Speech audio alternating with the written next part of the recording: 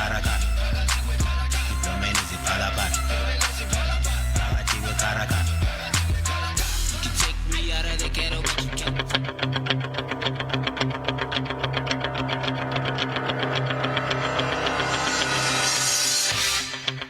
Hi everyone out there, I am Spango Ngobo, your sports guru. Catch me live every Saturday morning from 11 a.m. till 1 p.m. only on Nirvana World FM. Your beat, your music. Danko.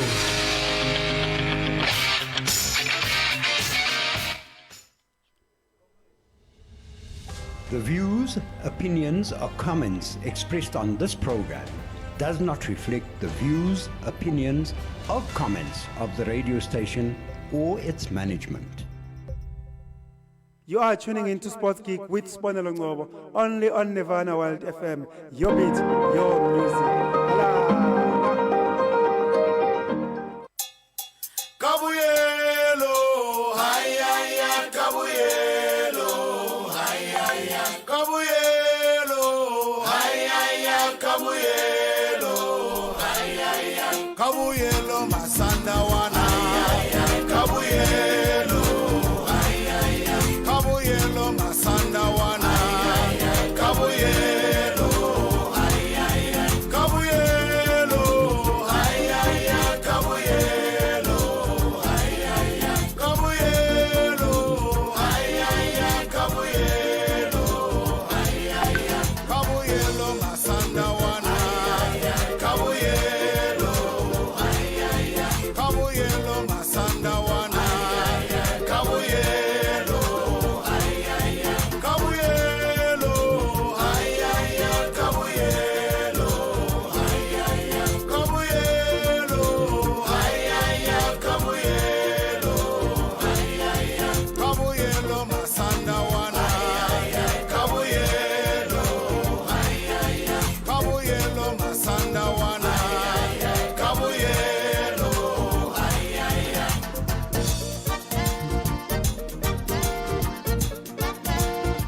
It is Saturday, the 9th of November, 2024.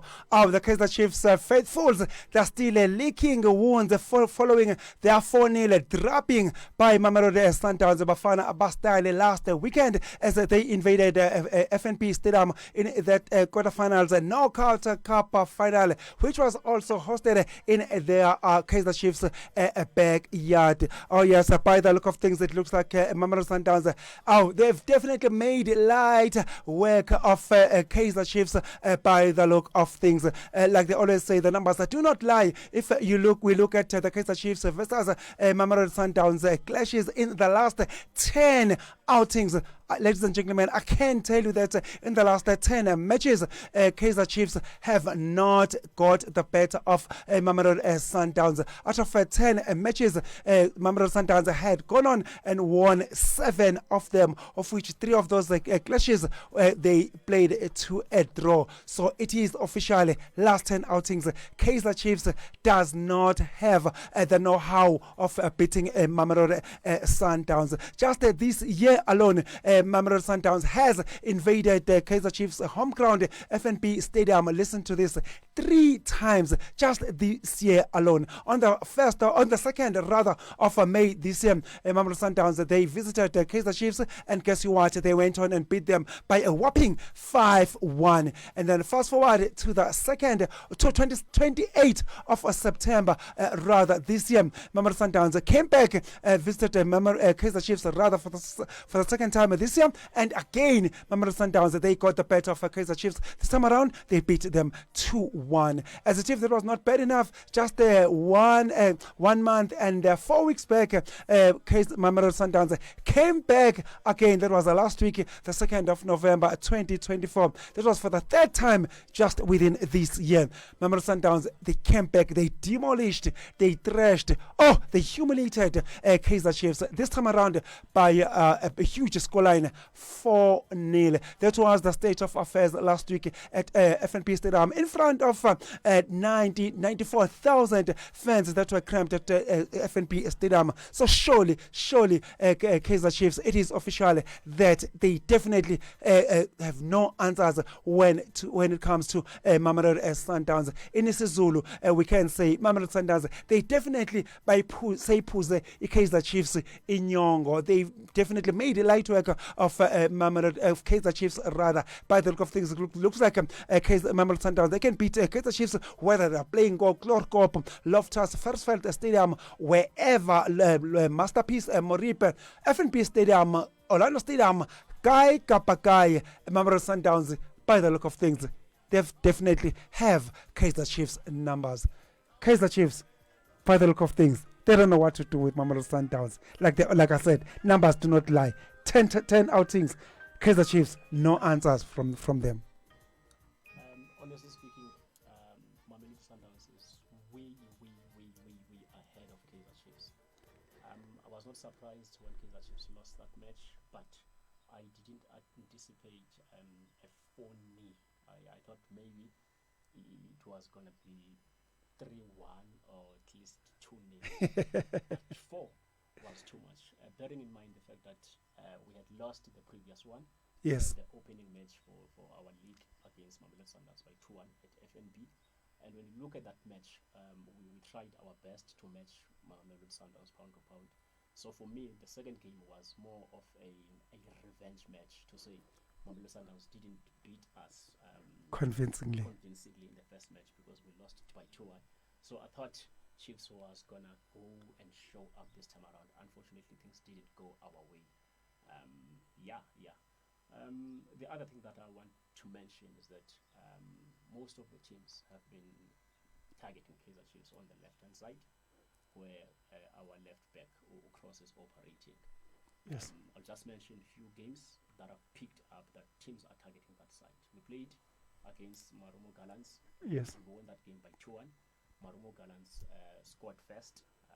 It was a cross from Utait Mulungwana, who went on the right-hand side, played a laid-back pass down to the D-line, and then it met Ustole, who scored from that area, even though it deflected on Mugwel, but it was a great play. That's number one. Yes. Okay, number two, if you check our game against Mamelodi Sundowns at FNB, the one we lost by 2-1. Yes. A ball is played by Rivaldo Kuti from his own half, using his weaker left foot. He plays it to the left-hand side of Kaizer Chiefs, and we were playing the offside trap by then. Then the ball beats or cross. It goes to Ribeiro, who crosses the ball over to Reiners, and then Reiners flagged it to the far post of our goalkeeper, and the ball is scored. Fine. We went on to play against SuperSport in Mbombela. Similar thing happened. A ball is played towards our left-hand side, and then Undlo, who's player, Yes. takes a ball to the left-hand side and crosses it over to Utashir. Then he plugs the ball, and the game was over. So when I look holistically at Kaizer Chiefs, I suspect that on our left-hand side, there's a problem, and we need to fix that before things go worse, because most of the times we utilize Uduba Yes. to assist us on the left-hand side, more especially a game against Sundowns. Yes. The tackles he made on the left-hand side, trying to assist us, were out of this world. And had he not played that game, I believe we could also lost that game by big margins. But because he was there and assisting us defensively, we tried and got at least a 2-1 loss to Mamelodi Sundowns. So our coach needs to fix our left-hand side. It's either he introduces Uhipi Mashiane on the left-hand side as a winger, so that he can assist Ukros, because Ukros cannot manage to go forward and also defensively same time. So he needs an assist, and that assist for me needs to be a left-footed player, who is Uhipi Mashiane. That's what he offers. Yeah. Yes. So I think if our coach can fix that, things will be okay. let me just go back a little bit backwards. We lost to Mamelodi Sundowns by 4-0, which was unacceptable for fans of Kaizer Chiefs, because Kaizer Chiefs is not a team that should be losing with such big margins. Fine, Yeah. it's a game of football. When Stuart Gillespie was employed by Kaizer Chiefs for the first time, Yes. we played in the MTN 8, the opening match against Mamelodi Sundowns. We lost that match by 4-1. and on that 4-1, we got a penalty. Unfortunately, Josta Dladla hit the crossbar, and then Renelo Lsholonyana was injured. He got in as a sub, and he produced a man of the match performance. Yes. So from that season, we lost to Mamelodi Sundowns by 4-1, but we went on to win the league. Yes. Let me go back again. There was, I think that was 1996-95 season. Kaizer Chiefs played against Manning Rangers in the Coca-Cola in the Rothmans Cup. Yes. We beat them Manning Rangers by 9-1. 9-1, yes, I 9-1, remember. yeah. Yes, I remember. And then Manning Rangers by then was coached by Gordon my favorite coach, Gordons. Ikasen, my favorite coach. Do you know what happened? The very same year, Manning Rangers went on to win the league. Yeah, inaugural PSL back then. Exactly. So sometimes a big loss by such margins can wake you up to say there's a lot that needs to be done. Then you go back to the drawing board, sit down with your players and fix whatever problems you have within the team, because when you win, sometimes a win blinds someone's mind to say, okay, because I'm winning, it means everything is okay. So the mindset will be totally different compared to when you lost a game. You go Yes. back and say, there's a lot that needs to be done. So I believe that our loss to Mamelodi Sundowns was a lesson to say, Kaizer Chiefs is not yet there. Yes, we are in a building process, but we are not yet there. But so we need now to fix those things. How long will Kaizer Chiefs will be building? Why do I put that question to you? Is that the 2nd of May this year, the very same Mamelodi Sundowns thrashed, humiliated Kaizer Chiefs by 5-1. That was towards the end of last season, but it was this year, the 2nd of May. 28th of September, Mamelodi Sundowns did it once again, just last week. So it's 3 times in a year. Kaizer Chiefs losing to one team, Mamelodi Sundowns. So this building of Kaizer Chiefs, when will it ever end? Okay. Personally, if a new coach comes into a team, acquire the players that he needs to utilize in that season, Yes. I give him that season to build and do whatever he wants to do with that team. Because if you look at Kaizer Chiefs, there are a lot of changes. Our back four, it's only Riff Rosler who has been there with the Kaizer Chiefs. Yes. Cross yes. is from Golden Arrows. Udotli Yes. is from Cape Town. Yes. We've got Miguel is also new to the team. So Yes. there are a lot of new players that came in within this team. So it's going to take a little bit of time for them to gel. So let's give Unabe time, at least this season. If he can take us maybe to top 4, that would be fair. Then take our expectations for the next season, because already when the season finishes, he will be able to pick up which area he needs to beef up, and which players he won't need for the following season. So he's gonna go to the management and say, I need player so and so for this new season. So next season he's gonna be hands on the team, so we can start now expecting something from him. I said when he was appointed, I said if he can just take us within top 4, Yes. that would be fair for me, and then maybe one cup final, that would be okay. But next season, I'm expecting nothing less from him. So this in totality from Nazrin Nabi, you don't expect any trophy? I honestly, because he's a new guy to the team, he's still trying to learn how things are done at Kaizer Chiefs. There are new players. If you can even check our back four, there's lack of communication within our back four. Most of the goals we conceded was just a little bit of lack of communication amongst ourselves. So I think as the season progresses, we'll get things right, and then when the new season comes, I believe we will be ready, knowing that we've done our work during the whole season. Then the new season will be fresher, and our coach will be used to how we want things to be done. Our players will be used to his method of doing things. Then I honestly think next season Chiefs will be competing against Sundowns and Orlando Pirates. But for this season, we are far.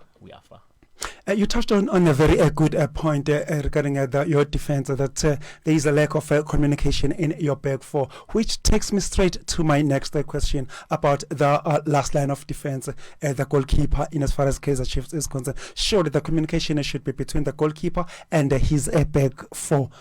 Talk to us about the goalkeeping department, because there is another discussion in as far as Kaizer Chiefs campaign camp is concerned, that there's something not like, or there's a discussion regarding the goalkeeping department. What is your take on the Kaizer Chiefs last line of defense? Are you happy with it or not? If not, why? Honestly, Ndwari has not performed that badly. Yes. Even though he has not been a top-notch goalkeeper that we are used to, because Kaizer Chiefs all over the past few years have always been the number one team when it comes to the goalkeeping department. You know, the Kunes of this world, the Bren Baluis of this world, the Ronwen Fernandes of this world, the Baron of this world. So even lately, Akpei came into Kaizer Chiefs and did exceptionally well.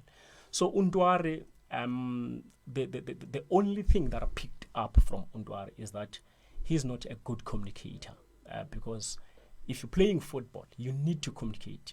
Let your defenders be aware. Let your defenders be on a look around, so that if situations need them to stand up, they are there. So if Ndwari can just try, I'm not saying he should be loud and be a Itumeleng Khune, because Itumeleng Khune is a Khune. We can't compare him to Ndwari, because every player has got his own personality. So I believe that Ndwari's personality is totally different from the Khune we all know. We can't expect Ndwari to be a Khune. So he needs to improve when it comes to communication, because sometimes if our center back, usually Nabi uses our two pairing, which is Udodli plus Miguel. Now, if these two center backs are going to contest for the same ball, when as a goalkeeper, you need to tell them one should stay behind so that he can clear a loose ball. So if they go both simultaneous to the same ball, it means there's a problem. So as a goalkeeper, you need to stand your grounds, command that back four, because it's your area. So there's nothing wrong in him being a shy or a quiet person, but he needs to communicate more with his center backs, more especially the center backs. Yes, I know the right back and left back are our part of our defense, but the most important ones are the one in the center. So one has to go and mark, then the other one has to wait for that loose ball. Then it's gonna be much easier for us if we master that. So Ndwari, Dodley, and Miguel needs to work together and communicate more often, so that we cannot concede these similar goals, because we've always considered balls that comes from our left-hand side or the right-hand side due to the poor communication at the back. You said Ndwari may not be that vocal, he may be a shy goalkeeper, but don't you think that should be the minimum requirement for the goalkeeper to be vocal? Because surely the moment the goalkeeper is not a vocal, he's going to expose his defense. He's going to be exposed himself. He'll expose his goal post. So surely that is the minimum requirement. It's not optional. It is a must-have quality in as far as the goalkeeping is concerned, that a goalkeeper must definitely be vocal and be able to command and marshal his defense. That's very true. But if you can check how he played at TS Galaxy, he played very well there, because he played with Uporeso, who was his centre back. So they played more games there together, so they understand each other. So now, as I mentioned, that this is a new Kaizer Chiefs team. Ndwari is new to Chiefs. His two centre backs are new to Chiefs. So they are still learning how things are done at Chiefs, and they are still leaning to have a very good combination. So we can't expect three new players in the new environment to master all these basics at the same time. Let's give them time. As the season progresses, I believe that these guys will improve because they are not bad players at all. In fact, our two center backs are one of the best in the PSL, even though we've been conceding soft goals.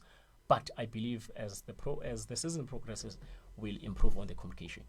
But these guys are professional. They should know. They are playing for Kaizer Chiefs. They should know what comes with playing for a team of Kaizer Chiefs magnitude. But like I said, more importantly, these are not developmental players. They are professionals. They should know better how to adapt. They should know exactly what to do the moment they take the field. The communication, those are basics. Have you seen how Miguel commands that back four? Yes. You can see that this guy is a leader. He shouts Yes. these guys. He tells them when to Exactly. mark and when Yes. to go. So that needs to be complemented with Yes. our goalkeeper. That is why I said. Yes, that's what I said. Yes. That's the minimum requirement. Yes. It should not be optional. That's very true. So Ntwari should get this one right. Once he get this right, I'm telling you, Kaizer Chiefs is gonna be a team to beat. So that's the only weak point he has. Otherwise, when it comes to keeping, he's not bad at all because he's got the qualities. We bought him from ETS Galaxy for a reason. We never just took him for no reason. We knew we needed him. So now the only weak point he has currently is communication. He needs to command that back four because it's his area. Give Kaizer Chiefs coach Nazrin Nabi a chance for this season. Do not expect any trophy. The least that you can expect from him is the top four. That's what our studio guest Xolisa Maxolisa has said in as far as the coaching department is concerned. Top four and no trophy this season. Maybe, just maybe next season. That's only then as the Kaizer Chiefs faithfuls, they will start making demands from the new Kaizer Chiefs manager. Still with the Kaizer Chiefs team, especially the goalkeeping department. Kaizer Chiefs this season, they forced Itumeleng Khune to retirement. Talk to us about that retirement. Was it premature or was it the right time?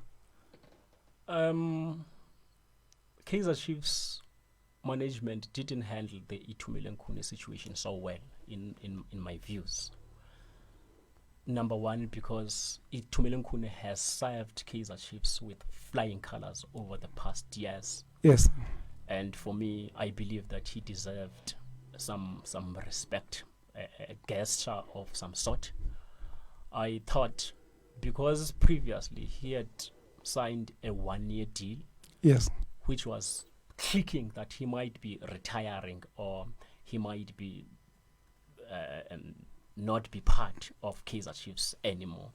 And if you check the last few seasons, Khune didn't play much, as we all know. I don't know whether it was because of loss of form or because he was aging. But I believe that goalkeepers become better as the age Absolutely. goes up. Yeah, That's proven. Yeah. So E2 for me was aging like a fine wine. But the management had other ideas. In my views, I thought if Khune wants to retire or Kaizer Chiefs want Khune to step aside, they should just create a position within Kaizer Chiefs, whether he becomes a goalkeeper coach Yes. or within just the team, because he played well. He's got the experience. So his experience would have been utilized more effectively to the young ones so that they can grow to become the next Khunes of this world. Even Ntwari, I believe that had Khune been around Ntwari, Yes. his communication skills would improve because Khune would groom him, guide him how to command that back four. So I know that Khune wanted to play. I know Yes. that Khune wanted to compete at this highest level. And I wanted him at least to be given maybe last 2 contracts to say, Khune, we know you've served us well. This is not a favor, but to say, because you still want to play and you still have got that drive to compete at this highest level, we're offering you a 2-year. This is the last one. We're offering you a 2-year deal. Go and compete against Tuare. Go and compete against Vuma and see who comes top. Because I believe 3 best goalkeepers, if they compete against each other, we would be able to get the best out of each goalkeeper there. Our studio guest in the foremanship of Xolisa Maxwalisa strongly feels that Kaizer Chiefs did not handle the Itumeleng Khune matter pretty well. He strongly feels that it was a little bit premature for Kaizer Chiefs to force Itumeleng Khune to retirement. As we all know that Itumeleng Khune made himself very clear that he was still very ready and available to compete in as far as Kaizer Chiefs goalkeeping department is concerned. Still with the Kaizer Chiefs matter at the goalkeeping department. Remember, we saw the previous goalkeepers in the previous legs, the likes of your Brian Perry in the days of Jomo Cosmos in the days of Mark Anderson. They played almost till the last minute. Overseas, we saw the likes of your Peter Shelton. They played the Rugby World Cup. I believe Peter Shelton was 41 or 42 when he turned up for England in the 1990 Italia World Football World Cup. David Seaman for Arsenal, he also played almost right up to 42 years age. So surely, and in Italy recently, Buffon, he did it till about 40 years. I believe he was 41, 42 when Buffon only retired just the other day. So surely the goalkeepers, they can go beyond 40 years of age and still play competitively. That's very true. Even if you can check locally, just right now at Mamelodi Sundowns, we've got Dennis Onyango. He's part of the team. Who's older than Khune? Yes, he's 2 years older than Khune. Yes. So it's not an excuse that Khune is aging, because other goalkeepers have been aging but playing. Even Andre Arendse retired at SuperSport. I think he was 40. He was above 40. Above 40. So there's no excuse that age should be utilized as an excuse to sideline a goalkeeper. So yeah, let's hope because the Chiefs just maybe one day they might go back and revisit that decision of forcing Itumeleng Khune to retirement. Just maybe ask Itumeleng Khune to come out of that premature retirement. Still with Kaizer Chiefs with the last week's game. Tell us, where do you think Kaizer Chiefs? Where did things go wrong last weekend, or where did Mamelodi Sundowns capitalize, or were superior to Kaizer Chiefs in looking at last weekend's game? The first 14 minutes was okay. We were pretty good. We tried to play. We tried to match Mamelodi Sundowns. I think that penalty changed everything. And psychologically, our players didn't expect that Mamelodi Sundowns can score from 14 minutes. So for me, the turning point was that penalty. It's not an excuse that Mamelodi Sundowns got a penalty. They got a penalty. In my views, I looked at that penalty. I checked it. They say it's a penalty. There was a contact. I didn't see any contact there. But because the referees will always give an advantage to the attacking team, I believe that the ref decided to give advantage to Ribeiro and then awarded Mamelodi Sundowns of that penalty. If you check that penalty, it was taken by Reiners, and Tuare tried to save that penalty. He saw it, he spotted it, but he was the ball was faster than him. He might have saved it. Had he saved that penalty, I think Chiefs was gonna go back to the drawing board to say, okay, the score is still 0-0. Our goalkeeper have saved us. Let's now repay him by playing good football. Unfortunately, things went from worse to worse. So yeah, I think where we lost it was that penalty. It caught us by surprise because it was on the 14th minute. The other thing that I picked up was that we never showed up, because if you are led by 1-0, it's not a big margin. You can still be in the game, come back and equalize. But unfortunately, we had no signs of doing that. And at times, I sat down and said, who's gonna score for us? Because Chiefs looked like they were lost. For me, it was only Sereno who wanted us to play. Even Umdu tried to stand up to say we can still play, but it was never meant to be. So I think that penalty changed everything. Yes, the other 3 goals that came in, I won't count them that much, because the most important one was that penalty. It changed everything. Even the game plan changed from there.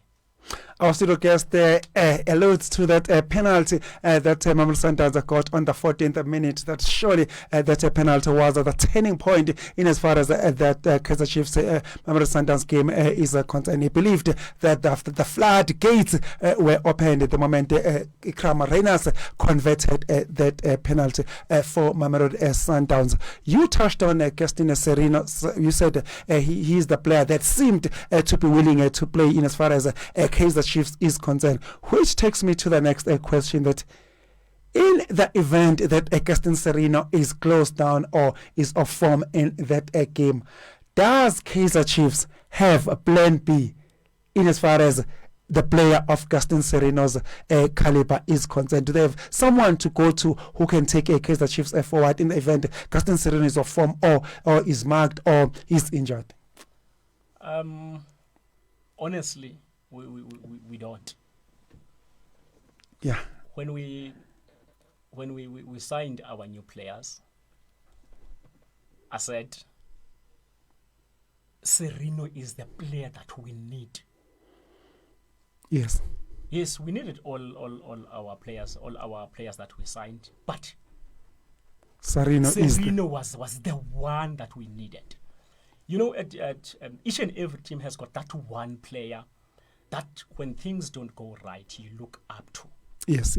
So we never had that player. So Sereno fitted in like a hand in a glove in that Kaizer Chiefs setup, yeah. Kaizer Chiefs setup. So to answer your question, do we have a player that can take over from Sereno in case Sereno gets suspended or injured or he loses form? My answer is definitely no. Currently, we don't. There's this guy, the left-footed. Who's this guy? Ngobo. Yeah, Ngobo. Nkosingphile Ngobo. I like that guy because he's got talent. He's one of the players that I believed was progressing very well under the leadership of our former coach, Ernst Middendorp. Ernst Middendorp was my favorite because he managed the Kaizer Chiefs team well, and he knew how to instill. In fact, he instilled a winning mentality into our players. So he's that kind of a coach. So Ngobo was improving drastically under his leadership. Unfortunately, he left. Since he left, there was Arthur Zwane, who came in as a coach. He tried to play Ngobo, but Ngobo never looked the same as he was under the leadership of Ernst Middendorp.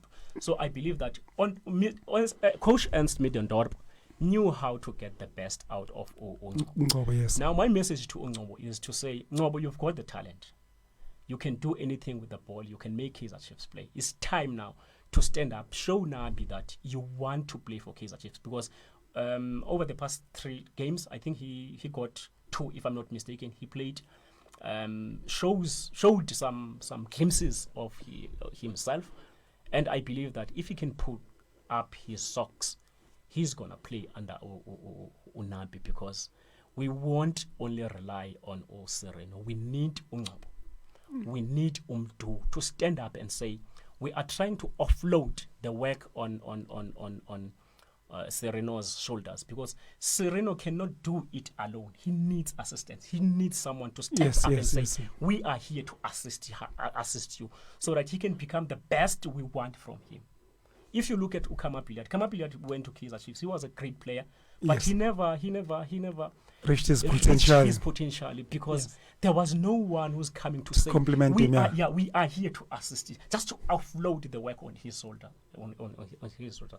This is the same to Sereno. I think the burden is on his shoulders, and at times he's gonna lose form. So we need someone to take over from him.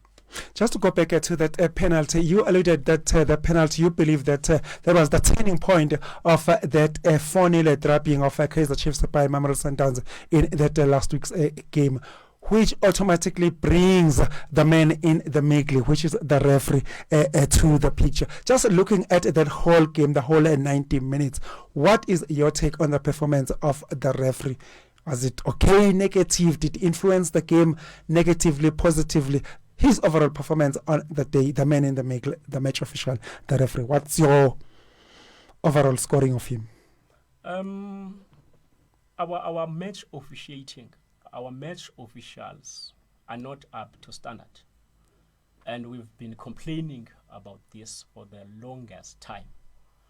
And I was happy at times, our Minister of Sports and Recreation, Mackenzie, Oh, yes. came in to say we need EVAR. And I Yes. honestly supported him because we honestly need EVAR.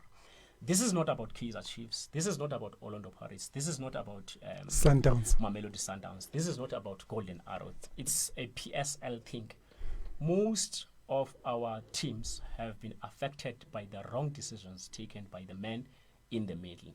And these guys are human. If you check how football globally is growing now, you can see that technology is taking over, and VAR is there to assist and improve the standard of the game. So I believe that in the PSL we also need to utilize these technologies so that the standard of our refereeing can improve.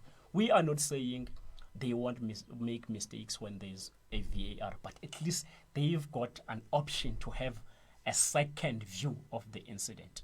For example, there was an incident between Sereno and Rhinos on the left hand side of Mamelodi Sundowns. A ball is played to Sereno. Sereno tries to dribble past over Modiba, and then Rhinos come to cover Modiba. Then Rhinos handles. He handles Sereno on his packages. And the assistant ref is just a meter away from the incident. He's got a clear view. Now, Sereno retaliated by elbowing Rhinos, and then ref had to intervene.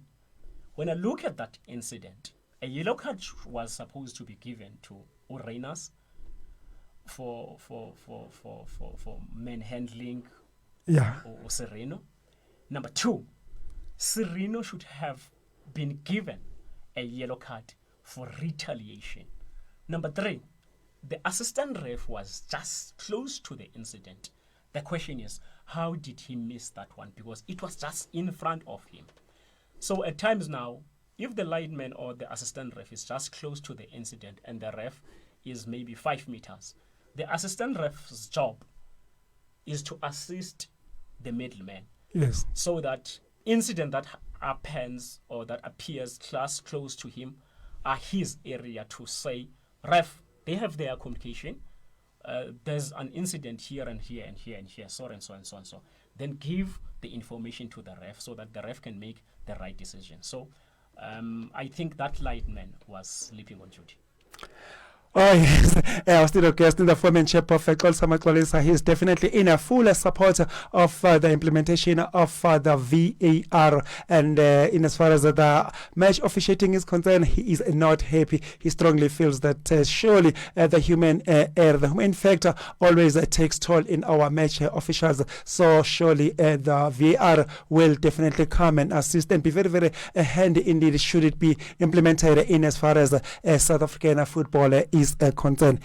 Which takes me to the next question. Yes, I was not planning to ask you this question, but I might as well throw it. Following Mamelodi Sundowns' demolition of Kaizer Chiefs last weekend by 4-0, and then midweek, Mamelodi Sundowns, they went on and trashed Polokwane City.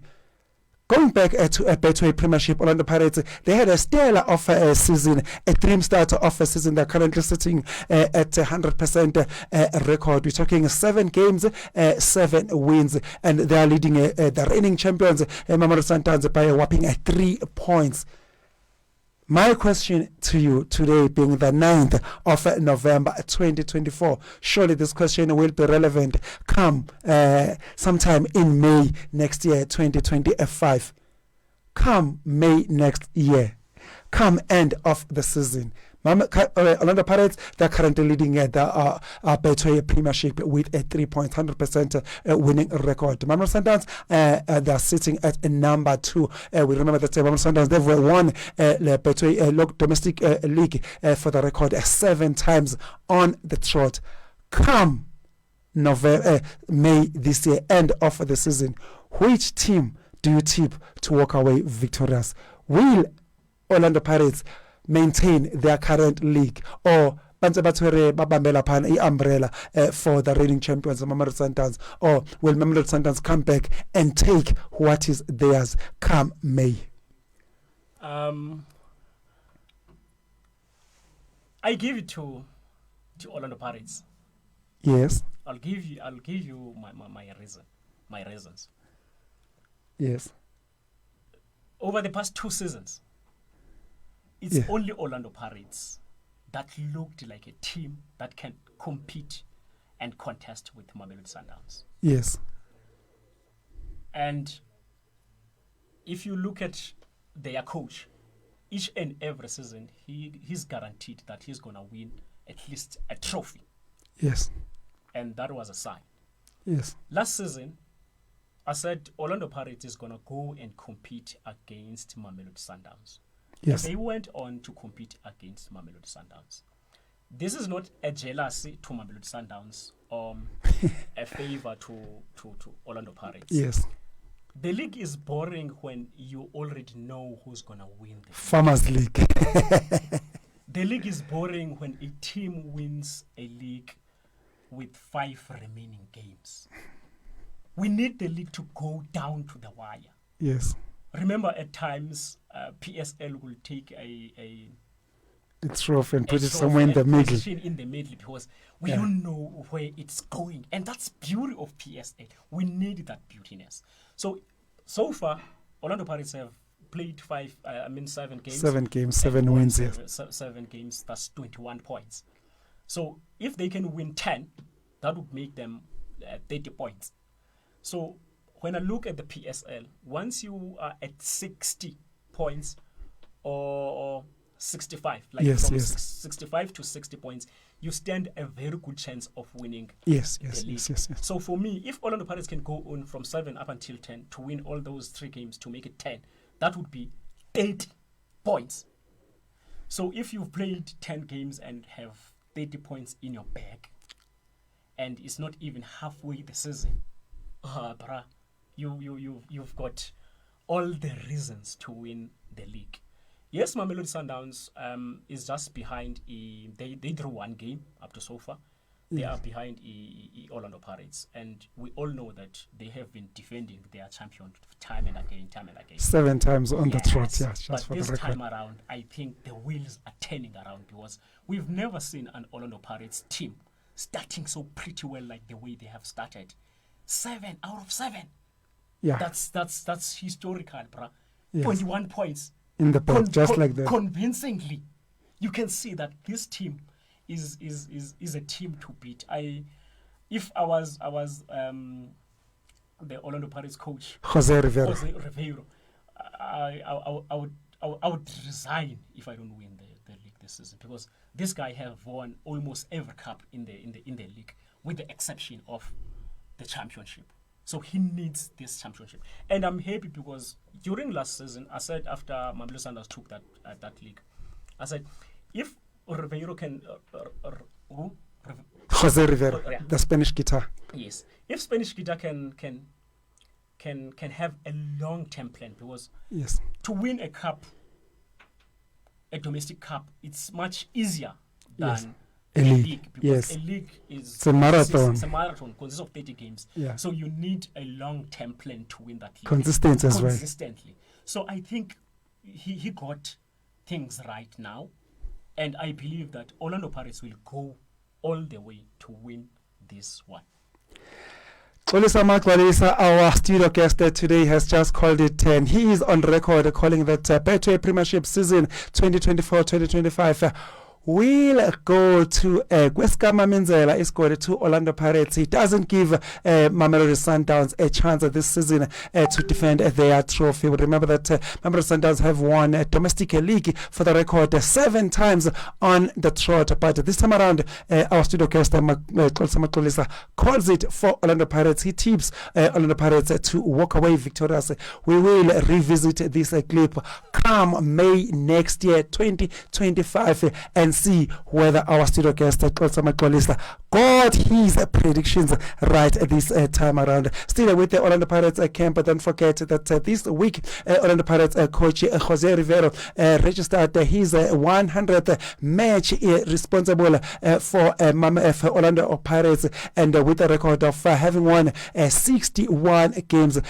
Only the other 2 coaches before him who reached the 100 mark was Ruud Krol. If I'm not mistaken, Ruud Krol, he reached 119 games with only a win of 46 wins. And then before that, after that, Sredovic reached 107 games with only a win of around about 56%. So surely the Spanish kid Jose Rivero is definitely cooking something in as far as Orlando Pirates is concerned. No wonder our studio guest tips him to walk away victorious with the Betway Premiership this time around. Come May next year, 2025 rather, we will see who will emerge victorious. And the other thing I like about Spanish guitar is the introduction of these young players. Oh, yes. Your Mufugengs, Young Otters, yes. Your Sesane. You look at the the whole PSL. It's very rare to find a 23-year-old boy playing regularly in the centre back. But you see, you look at Uthabiso Sesane. The boy has done so well since he was introduced there. So you've got at Orlando Pirates, you've got Usesane, who's playing regularly at that centre back, pairing with recently with Usbisi because Olisanda got an injury. So you also have Utapelo Koki, who can just come in there and fit in like a hand in a glove. So I believe that Spanish guitar is managing Orlando Pirates so well in a way that Utito Maswanganyi has been the player that Orlando Pirates look up to when things don't go right. But if you look at Talent Mbata is there to show up. He has been scoring goals for both Bafana and Orlando Pirates. And that shows the belief that Spanish guitar has in his team. You look at Umakahleni Makaule. Yes. We hardly praise defensive players. Yes. If you check in the PSL, when was the last time a defensive player won the player of the season? Yes. It was long back. But if you check Makaule, he's able to protect a back for Yake, and at the same time he's able to ignite a play for Orlando Pirates. 2 matches previously, he won a Man of the Match award, and I was happy to see him winning that Man of the Match award because he's been doing very well. Unfortunately, as South Africans, as football fans, we hardly give credit to defensive players. Oh yes, that's what our studio guest Kwalsama Kolisa had to say. Definitely expect Orlando Pirates to walk away victorious this season. It gives it so much credit to their head coach in the foremanship of Jose Rivera, the Spanish guitar, so as the Orlando Pirates and Kamen in the foremanship of Maketa Mahaula, saying that he's doing pretty well. And it's like he rightfully said that it's very rare that in South Africa we sing praises for the destroying a midfielder.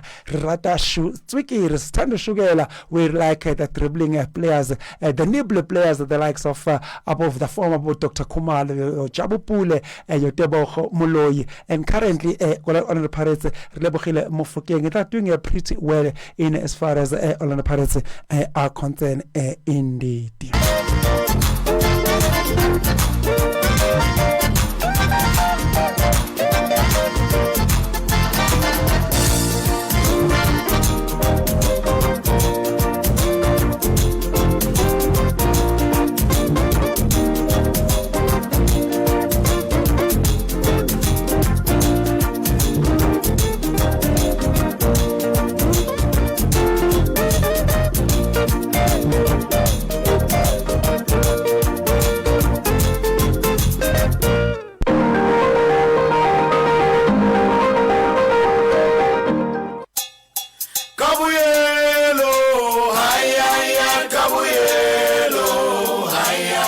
Kabuyelo, ay ay ay, Kabuyelo, ay ay ay, Kabuyelo Masandawana, Kabuyelo, ay ay ay, Kabuyelo Masandawana. Oh yes, Kabuyelo Masandawana, they definitely demolished the Kaizer Chiefs last weekend. They definitely made light work of the mighty Glamour Boys. Abafana bakachincha Clover, abafana bokuthula anoxolo, but unfortunately, awulaphana abafana bakaNazreen Nabi, they didn't have any answers in as far as the Mamelodi Sundowns is concerned. They demolished them by a whopping 4 goals to nil. There was a demolition at its best. A very good morning and a warm welcome to you wherever you are within the South African borders and beyond. We've got you covered. Don't you worry about a thing. All you have to do is sit back, relax, and allow us to entertain you. You are tuning in to Sports Geek with Sibonelo Ngcobo here on Nirvana Wild FM. Your beat, your music. TikTok and Facebook, we are there as Nirvana Wild FM. While on socials, you might as well go all the way and type my personal social media handles at Sibonelo Ngcobo across all social media platforms.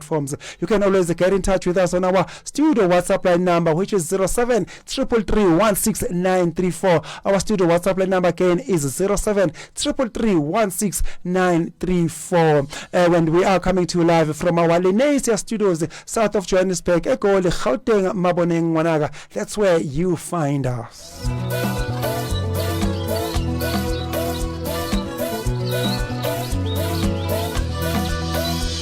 As always, I am not flying a solo. This time around, I've got our studio guest in the form and shape of Xolisa Magcwalisa.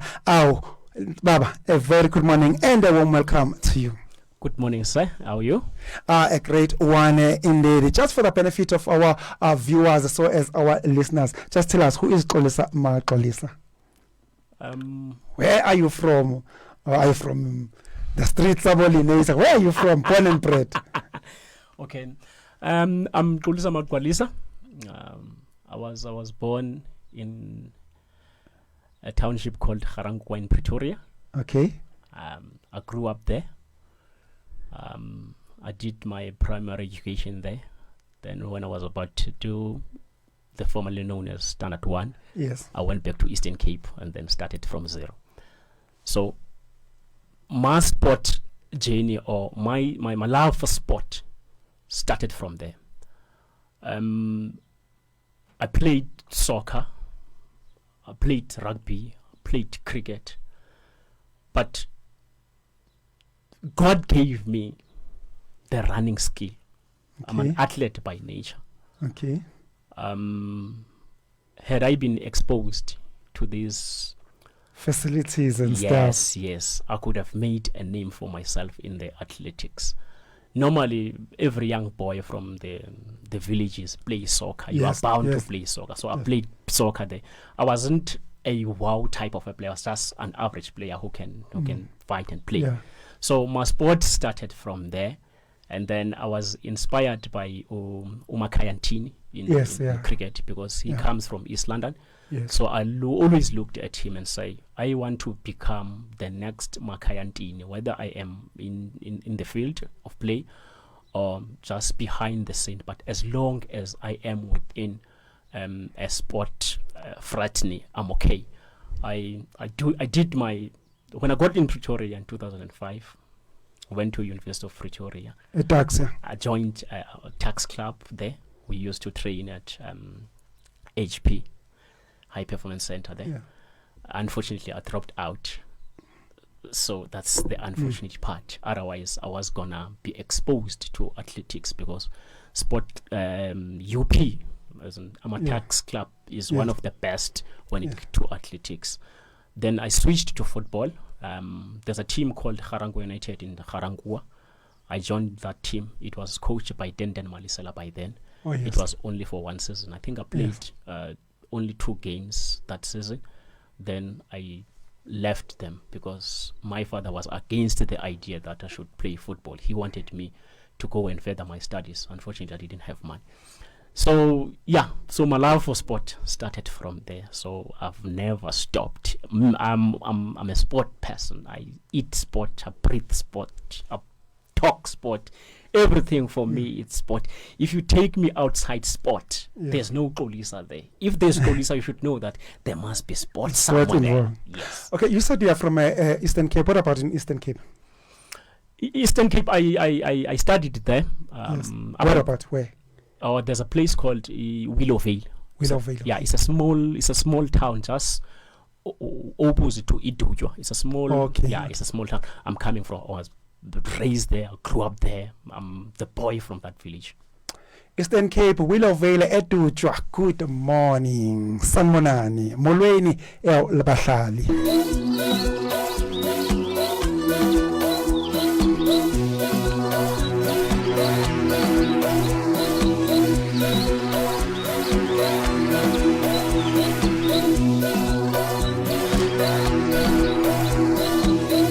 At the summit, we'll look at cricket, what's happening in as far as the cricket world is concerned. We saw what went down in Durban last night when South Africa hosted India. Oh my word, things didn't go South Africa's way. We'll also look at what's happening as far as the rugby world is concerned. Football, Bafana squad was confirmed this week. We'll also look at what's happening in as far as the semi-finals of the Curling Knockout Cup is concerned. If time permits, we'll also look what is going down in as far as netball Fast 5, and we also saw what went down here in Johannesburg last weekend as far as netball is concerned. There was the 3-match series where South Africa locked horns with Malawi Queens.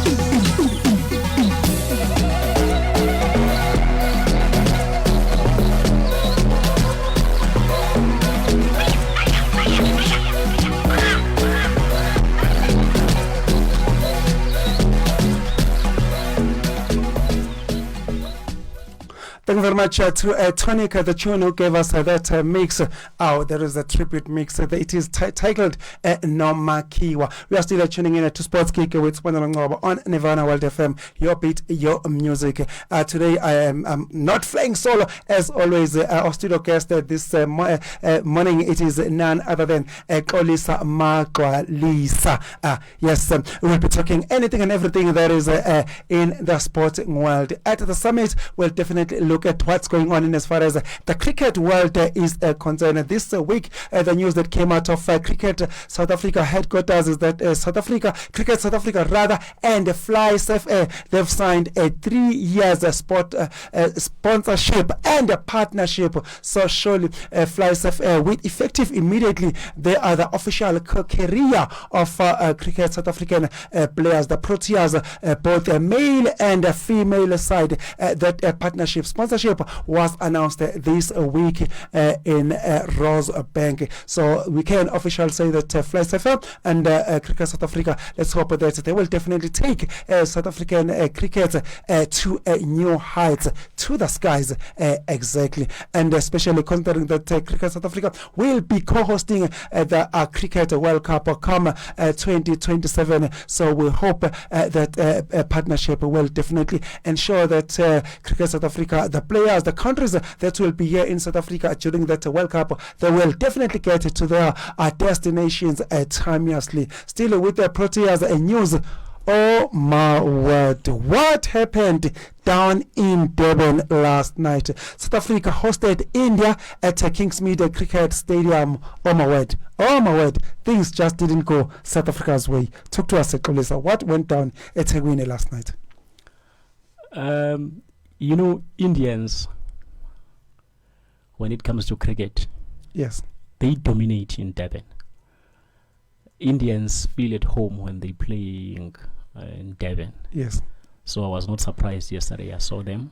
They showed up, the fans, to support the India. Yes. Coming to the match on its own, I think we didn't show up. We won the toss and decided to field first, yes, which I think the team talked about that. We've been a... Which team? South Africa. Yes. Proteas. I think we, in the past, even in the World Cup, the past World Cup, we never showed up when it comes to chasing. We are not good chasers. We are showcars, to be precise. No comment from me. We are. And it has been proven. So, prior to the match, I said, okay, if India bat first, yes, I'm giving them at least 230 or closer to 240. But they never met my expectations. The final score was 201 for 8. Yes. And I said, okay, 201 is reachable. It's not a big mountain to climb. Proteas will climb this one. I was hoping that, because I believe that our Proteas have got the ability to go heads on with the Indians. Even though we know India, when it comes to cricket, they don't play around. But we are playing at home. Come on. those guys, they make cricket look beautiful.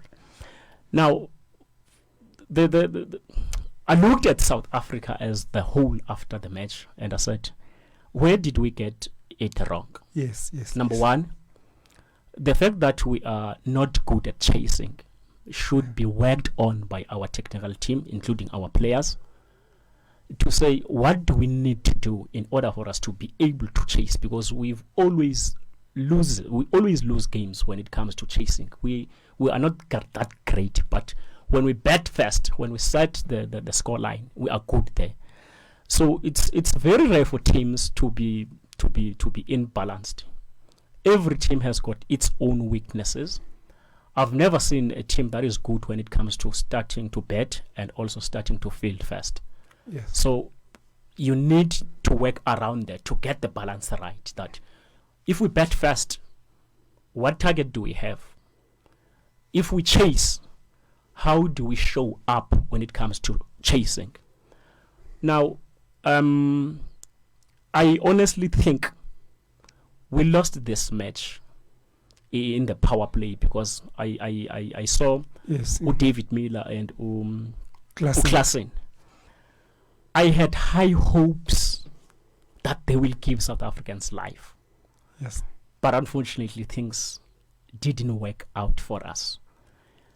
And the other thing that I must mention is that the most important player for me when it comes to T20 is the number 3. Yes. And number 3 is more like an engine. It should be someone who's going to be saying, okay, our opening didn't do well. Yes. Let me fix that by taking a score to the higher level. Yeah, stabilize the innings. Yes. So that the upcoming ones, number 4 or 5 going backwards, can now play freely because they know that our number 3 have stabilized our team and we are on the right track to chase this 201.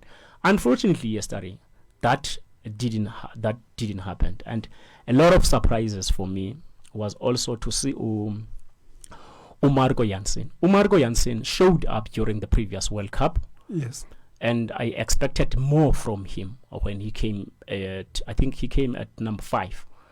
But it was just not to be. I think we were so poor to just sum it up. We were so poor yesterday in a way that I'm just hoping that tomorrow, which is Sunday, we'll reclaim ourselves and show up that we can contest and compete, because our cricket team have got the ability to compete against the best teams in the world. And for me right now, India is one of the best. So if you want to be the best, you need to compare or to challenge yourself against the best. So yesterday, we were just flat. I saw this young boy. I think he's 21, if I'm not mistaken. Gerald Coetzee.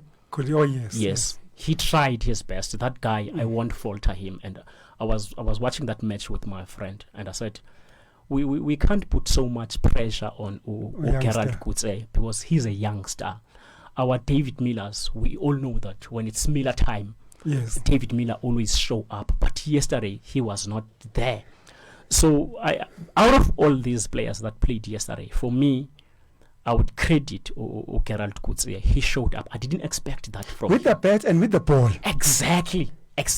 Yeah. He just gave me something to be proud of, and I think as we go forward, this is a guy we should look up to. And then there was also Upita Ungabayoms. Yeah. It was my first time seeing him, and when he got into the crease, I said, let me be neutral and not expect much from him. Let him do what he's a youngster as well. Let him enjoy this game, do what he wants to do whenever he wants, because when he came in, we already lost that match. And then the first ball, he hit a 6. Yes, very I saw that. 6. That was I think 93.4 meters away from the crease. And he's not big physically. He doesn't have that physique. Yes. So when I looked at him, I said, okay, if he can strike a ball like that under this pressure, then maybe we've got solutions for the future, because Ukutse showed up at his age because he's a youngster. And then there's this one now, Ungabayoms now, who's also showing that he can. The worst player for me, I don't mean to be negative. Negative. Umaharaj, when it comes to betting, Umaharaj is not there, because before this match, he had 4 ducks on international games. He had 4 ducks. But in his defense, Maharaj is not a batsman. He's a spinner. He's a bowler. Isn't that a fair defense for him? That's not his primary job to bat, to get the balls on the run. Is to keep the wickets line ticking. But when a situation now needs you to come out, at least try. I know he's not a batsman, Yes. but do something so that we know we can rely on you. In a way that when he went to the crease, I just held my head and said, here we are going. Another possible dark loading. We are not going. But and he was so fortunately, because I think he got 4 out of 2. Yeah, he got 4 out of 2, and that was not a duck. I said, "Oh my God! At least now there's no duck." But for me, Maharaj, man, yes, he's not a batsman, but give us at least Something, on average. Give us at least 10 on average. Give us 10.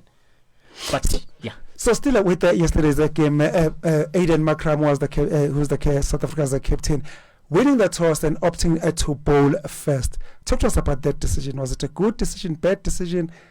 Did that decision influence the result or what? What's your take on winning the toss and opting to bowl first? For me, that was a wrong decision. But I think that decision was discussed first by his team and the management. Coaching team. His coaching team. The reason why I thought it was a wrong decision is because I know Proteas are not good chasers. Yes.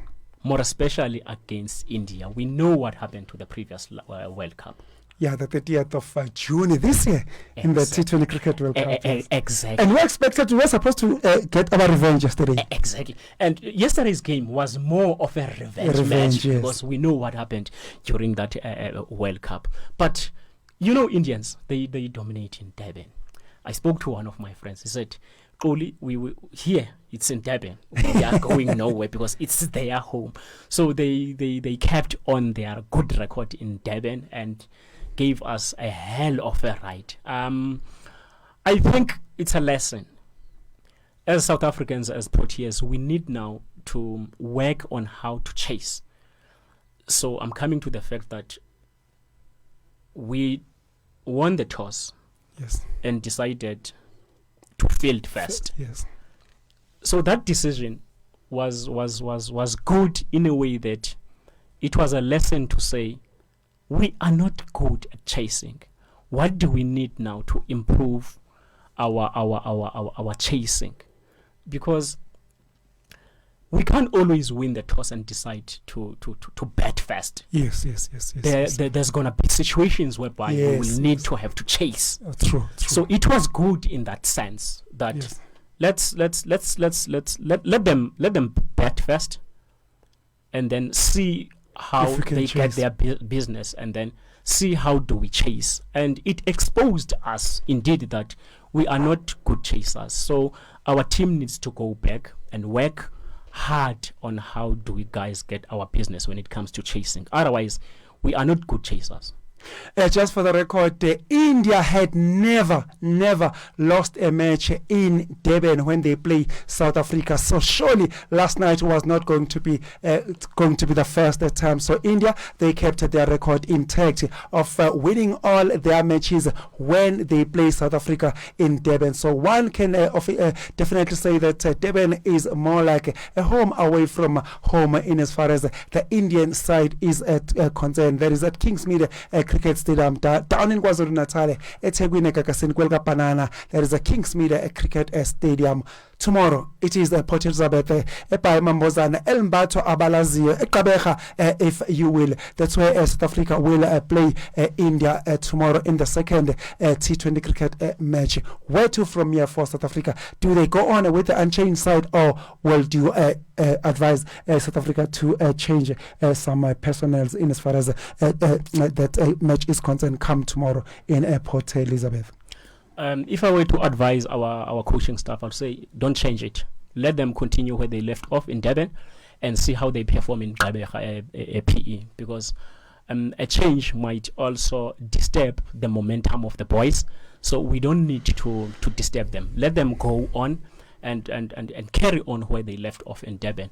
Otherwise, I'm hoping for a beautiful game. I'm told that the weather there in PE is beautiful, which might work into our advantage. As for whether we should, if we win a toss, winning a toss depends on the day. Yes, on the conditions as well. On the conditions. So it's up to them whether we win the toss and decide to chase again or to bet first. It's up to them. But for me, I would love if in case we win a toss, I would love to see South Africa field again first. Let Indians bet first and see how do we chase, because I want South Africa to get the chasing right. Whatever decision that South Africa will take come tomorrow down in Eastern Cape, Port Elizabeth, when they play India in that second T20 cricket match, at the back of their mind, in as far as South African bowlers are concerned, they will definitely be thinking by the Indian batsman in the form and shape of Sanju Samson, who smashed and bashed South African bowlers all over Durban last night. From 50 balls, he went on and registered 107 runs. So surely South African bowlers, they did not have answers in as far as the Indian batsman in the form and shape of Sanju Samson is concerned. So as a South African batsmen, they didn't know what struck them when it comes to the Indian leg spinner in the form and shape of Varun Chakravarti. He definitely made men's meat out of South African batsmen. He took 3 wickets, having considered just a mere 25 runs. It is going to be tough indeed come tomorrow down in Port Elizabeth. Let's hope India, Eastern Cape cricket fans, they'll come out in numbers and support the Proteas as they lock horns with the Indian side in that second T20 match is concerned. And then elsewhere, Pakistan, they visited Australia yesterday. We saw Pakistan doing the unthinkable. They thrashed the home side Australia by a whopping, listen to this, 9 wickets down under in Australia. No, not every Dick, Tom and Harry does that. Visit Australia and beat them, thrash them, demolish them by 9 wickets. Australia, they batted first and they went on and only posted a mere 160 runs on the board, and they were bowled out within 35 overs. And then the visitors, Pakistan, they came in and they did wonders. They overhauled that score, having lost 1 wicket. They reached 165 for 1 wicket. There was a great achievement indeed in as far as Pakistan are concerned. The chief destroyer on the day in as far as the batting is concerned was Aim Ayub, who posted 82 runs, assisted by Abdullah Shafiq, who posted 64 runs not out, also supported by Azam. Pakistan, they did a sterling job indeed in as far as beating Australia is concerned, because surely Australia, they are different animal, especially when they're playing at home. Yeah, you know, the beauty of sport just showed us something beautiful over 2 days. Yeah. You look at Australians, yes, they were hammered in their own home. And it's not every day you get to see that. It's very rare to see that. Let's go to rugby. You watch All Blacks against Ireland. Yes. Ireland were also hammered in their own background, and it was for the first time in the past 3.5 years that they lose a match at home. So that's beauty of sport. That's beauty of being into this thing. So there are a lot of surprises, but honestly, I never saw Pakistan coming out victoriously in Australia against Australia, because Australia, we know Australians. We know Australians. How aggressive, how ruthless, how mean can they be, especially in front of their own fans? Exactly. But day before yesterday, yes, it was something else. Otherwise, credit should go to Pakistan. I think they did their homework, and to come out victoriously like that, should be applauded. I give credit to them 100%. Job well done indeed to Pakistan, demolishing, thrashing, humiliating Australia in their own backyard. That is a down under. Let's hope the Proteas are still with cricket. Let's hope the Proteas are coming tomorrow in Port Elizabeth. They will bring their A game and get back to winning ways. Thrash that Indian side who seem to be making it so easy, making light work of beating South Africa home and away. Who can forget that beating of South Africa in the T20 Cricket World Cup, which was co-hosted by United States of America and West Indies early mid-year this that was in June. That Cricket World Cup final was held out in West Indies on the 30th of June this year. South Africa went on to lose that T20 Cricket World Cup against the very same India. Last night, they came back and continued where they left off, punishing South Africa yet again. Will they do it? Come tomorrow, only time will tell. Let's quickly go for a breather. When we return, we'll be talking rugby. Welcome. This is your favorite station. Stay tuned.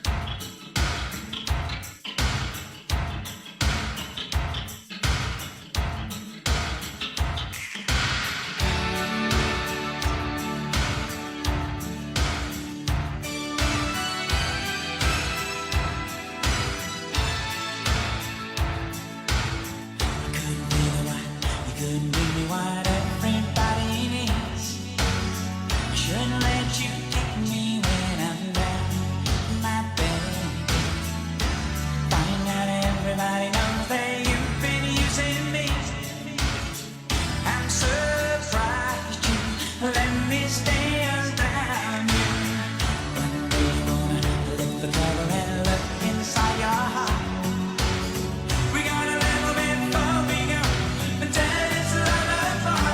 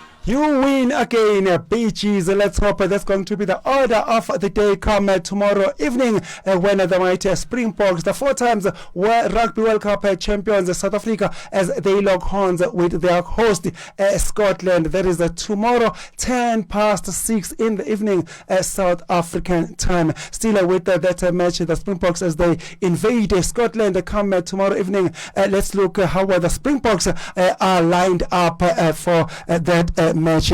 Starting with the full back at number 15, we've got Umar Chaivan. He's back in the thick of things, and he will make his 98th cap in as far as the Springboks is concerned. There is none other than Vili Leroux. That is Umar Chaivan for you. Right wing, we've got the youngster Kenan Moody. In the center duo, we've got Lucanio Armour. He will be assisted by Andre Esther Hazen. Left wing, we've got Maz Utrecht and Zolapana Makasole Mampimpi. Fly half of the husband of South Africa. There is 100 Pollard at scrum half. We've got the Dolomite Jaden Hendricks at number 8 of the pitbull himself, Kwagga Smith. He will start the game, and this time around, Kwagga Smith, he will turn up for the Springboks. Listen to this, for the half a century. So come tomorrow, Kwagga Smith will make his 50th cap in as far as the Springboks are concerned. At number 7, we've got Elrich Lowe, the flanker. We've got Marco van Staden, who comes in for the captain, fantastic, in the foremanship of Siamtanda Kolisi. At number 5, Sauce and Sauce, Franco Smith is back from the injury. He's back in the thick of things. He'll operate from number 5. He will be assisted by captain of the day in the foremanship of Elizabeth. There is Eben Etzebeth for you. He will be the captain of the day. Still with the Eben Etzebeth, don't forget that tomorrow he will stretch his most cap record from 128. He will go all the way, make it 129. No Springboks player had been kept up to that far. We remember that previously Victor Matfield was holding that record at 127 caps. Eben Etzebeth is busy stretching that to 129 and counting. At number 3, we've got Thomas Dutoy, who comes in, I believe, for Ruan Nokia, who got injured. That was on a Thursday this week. At number 2, the hooker Bongi Mbonambe is there in the thick of things, and the last one is Ox and Chair. That's how the top, the starting 15 looks like in as far as tomorrow's game is concerned. Look at the replacement. Marco Marx is there, Gerard Senekamp is there, Vincent Koch is also there. Our Archias Neyman, the specialist when it comes to the bomb squad, is there. There is Archias Neyman for you. Captain Fantastic Siamtanda Kolisi will also come from the bench. PSDT, there is a Peter Stafford today, the guy that can tackle the whole 80 minutes non-stop, will come in from the bench this time around. Jasper Visa is also on the bench. Grant Williams will also come in from the bench in as far as the tomorrow's game is concerned. What is your take in as far as this 23-man squad that Insizolapana Springbok coach Russ Erasmus announced last night? I was surprised to see Usia not starting the game. Yes. And then the captaincy was handed over to Eben. Eben Etzebeth, yes. Yeah. But it's a good thing because Eben has been a leader since day one, assisting Usia Kolisi. Yes. In fact, to be honestly, within Amabogoboko, we've got so many leaders there. Yes. So it was just an honor for Usia to be the one that leads up front. Otherwise, I'm not complaining. We are okay. The other one that I was a little bit surprised is Ustefi. Ustefi. PSDT. Yeah, Ustefi is my favorite player. I think you know that. Yes. I would have loved to see him start the game because that guy always show up. Even in the previous World Cup, we saw how he shows up. But I think Rassi knows better than me, and Rassi knows better than us because he works with these guys. He wants to give other guys a chance to see how he plans for the future. Otherwise, it's a good starting lineup, and I hope we will stamp our authority tomorrow because we are currently sitting at number 1 on the world rankings, and our win for tomorrow will stamp our sport there, because Ireland losing to New Zealand. to New Zealand Last night, yeah. took South Africa to the number one spot, because before they lose that match, they were sitting at number one. Yes. So which gives All Blacks number two. So currently, South Africa is standing at number one on world rankings, and then followed by the All Blacks. Number 3, it's Ireland. Number 4, it's France. Number 5 is England. Number 6, it's Argentina. Number 7, it's Scotland. Number 8, it's Italy. Number 9 is Australia, and number 10 is Fiji. So we need to maintain that spot, so that these other teams know that South Africans don't play around. If you want to match South Africa, you need to pull up your socks and work so hard in a way that you don't give them a chance. But if you don't, South Africa is gone. Otherwise, I'm hoping that the ref won't spoil the party there. Otherwise, we'll see a beautiful match tomorrow.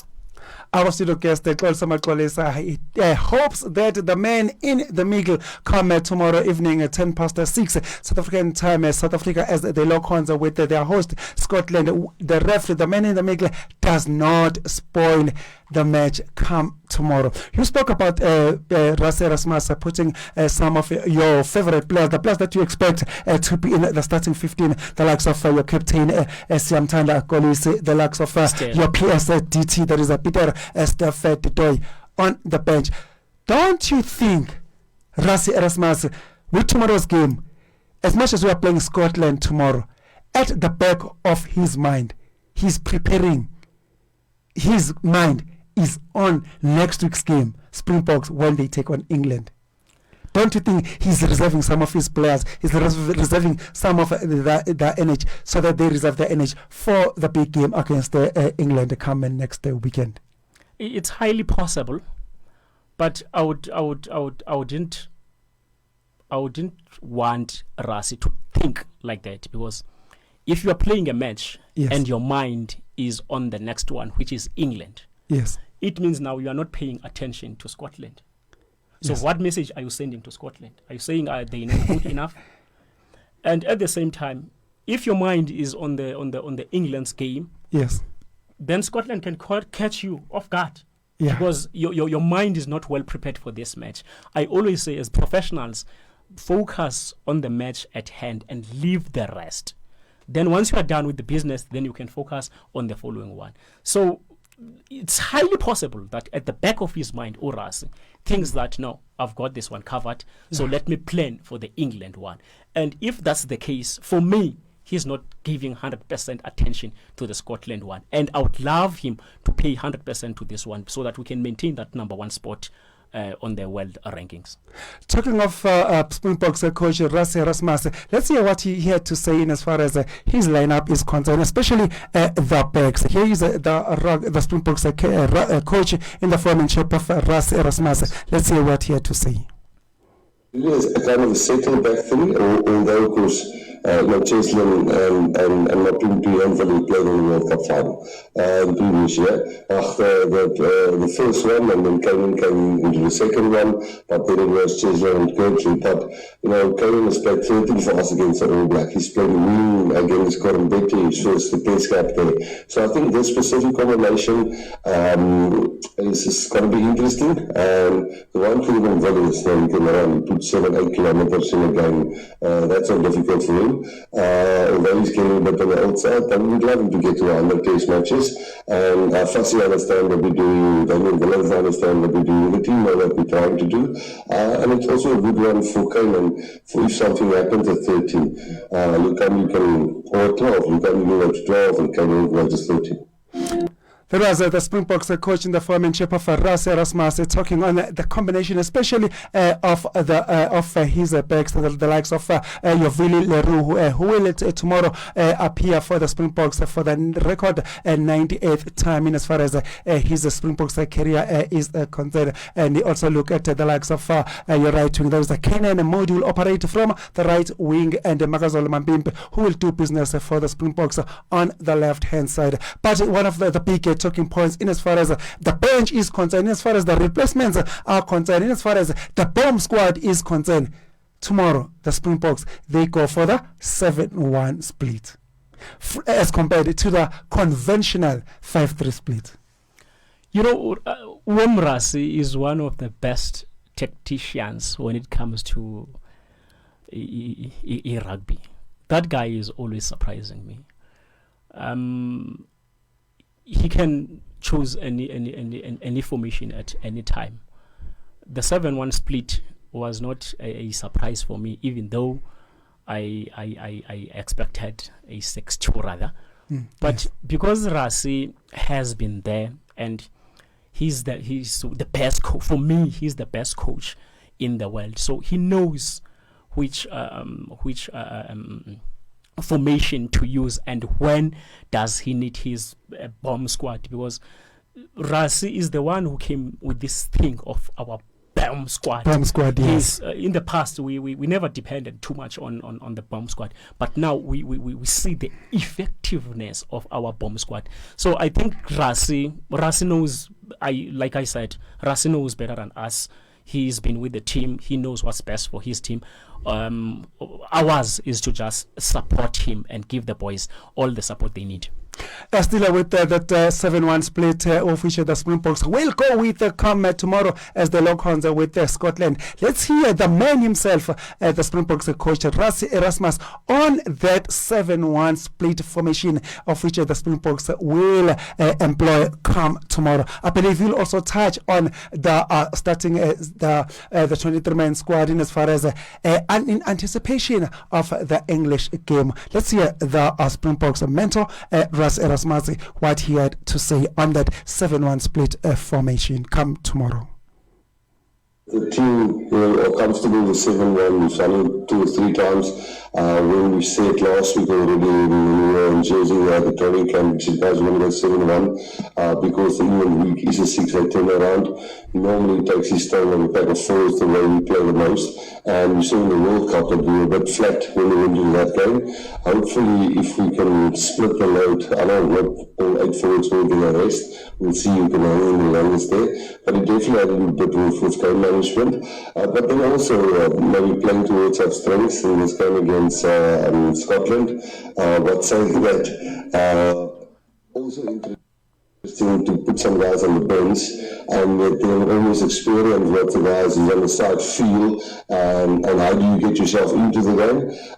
But maybe in future with a 6-2 split or 5-2 split, some guys are comfortable starting and some guys are comfortable playing off the bench, and we don't want to put those guys in little boxes and say you always want to do just that.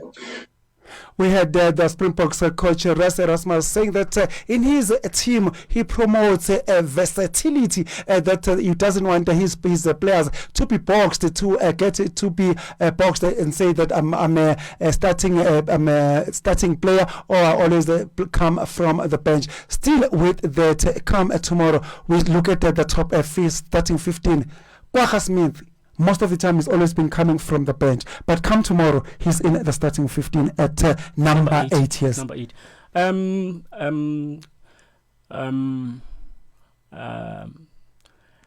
Kwagga's experience will work wonders for us. Yes, he's experienced player, and that will give us an advantage, because if you check at him, he is playing at number 8. Yes.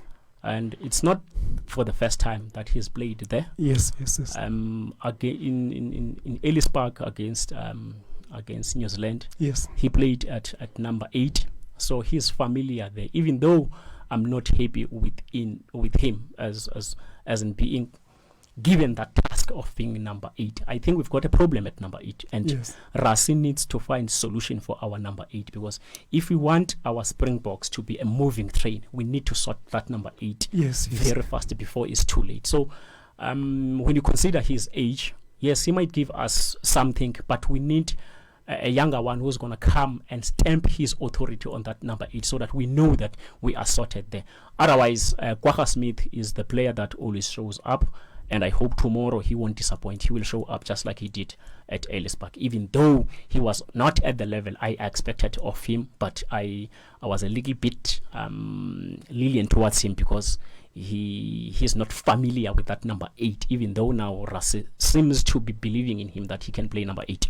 Oh yes, that number 8 position has been vacant for some time now. Actually, it's more than a year that follows the retirement of the trusted number 8 in the form and shape of Dwayne Vermeulen, who announced his retirement straight after the World Cup last year. That was in the beginning of November, considering that we are now almost mid-November in 2024. So it's been a year since that position it's been vacant. Rassie Erasmus has been trying almost all the players in as far as position number 8 is concerned. The likes of Elrich Low, they've also been tried in that position. Tomorrow, the Pitbull, Kwagga Smith will start the match in that position. Like Master guest Xolisa Magcwalisa did mention that he hopes that Springboks coach Rassie Erasmus finally hopes that he secures and he gets the entrusted jersey in number 8 going forward in as far as the Springboks setup is concerned. Let's go for a breather. When we return, we will definitely look at what's happening in as far as football is concerned. Ever heard a baby bellow at the top of its lungs in a public place, far from your best music track, right? For a more beautiful note, contact Nirvana Sounds for your studio and live recordings. We engineer sound to perfection according to your specifications. We ensure crisp and clear audio-video conversions and delight your function with sound, stage, and lights for hire. Our quotes are measurable to the ear. Contact us now on 083-945-7664. Nirvana Sounds, powered by Gospel World FM. In a world where compassion is needed, Ashraful Aid lent a hand to the Palestinian refugees. A source of warmth in the chill of winter, we supported children and families in Jordan. An indication to humanity's resilience and the power of unity. Embrace the spirit of giving because every bit counts. Together we can make a difference. Donate today. Getting your business seen online can be tricky and confusing. At Silly Moose Designs, we offer a comprehensive list of services that can be personalized according to your budget and your marketing goals. From hosting to ranking on search engines, we've got you covered. Visit sillymoosedesigns.co.za to get started. We'll approach your website with passion, purpose, and power. Silly Moose Designs is a proud partner of Nirvana World FM.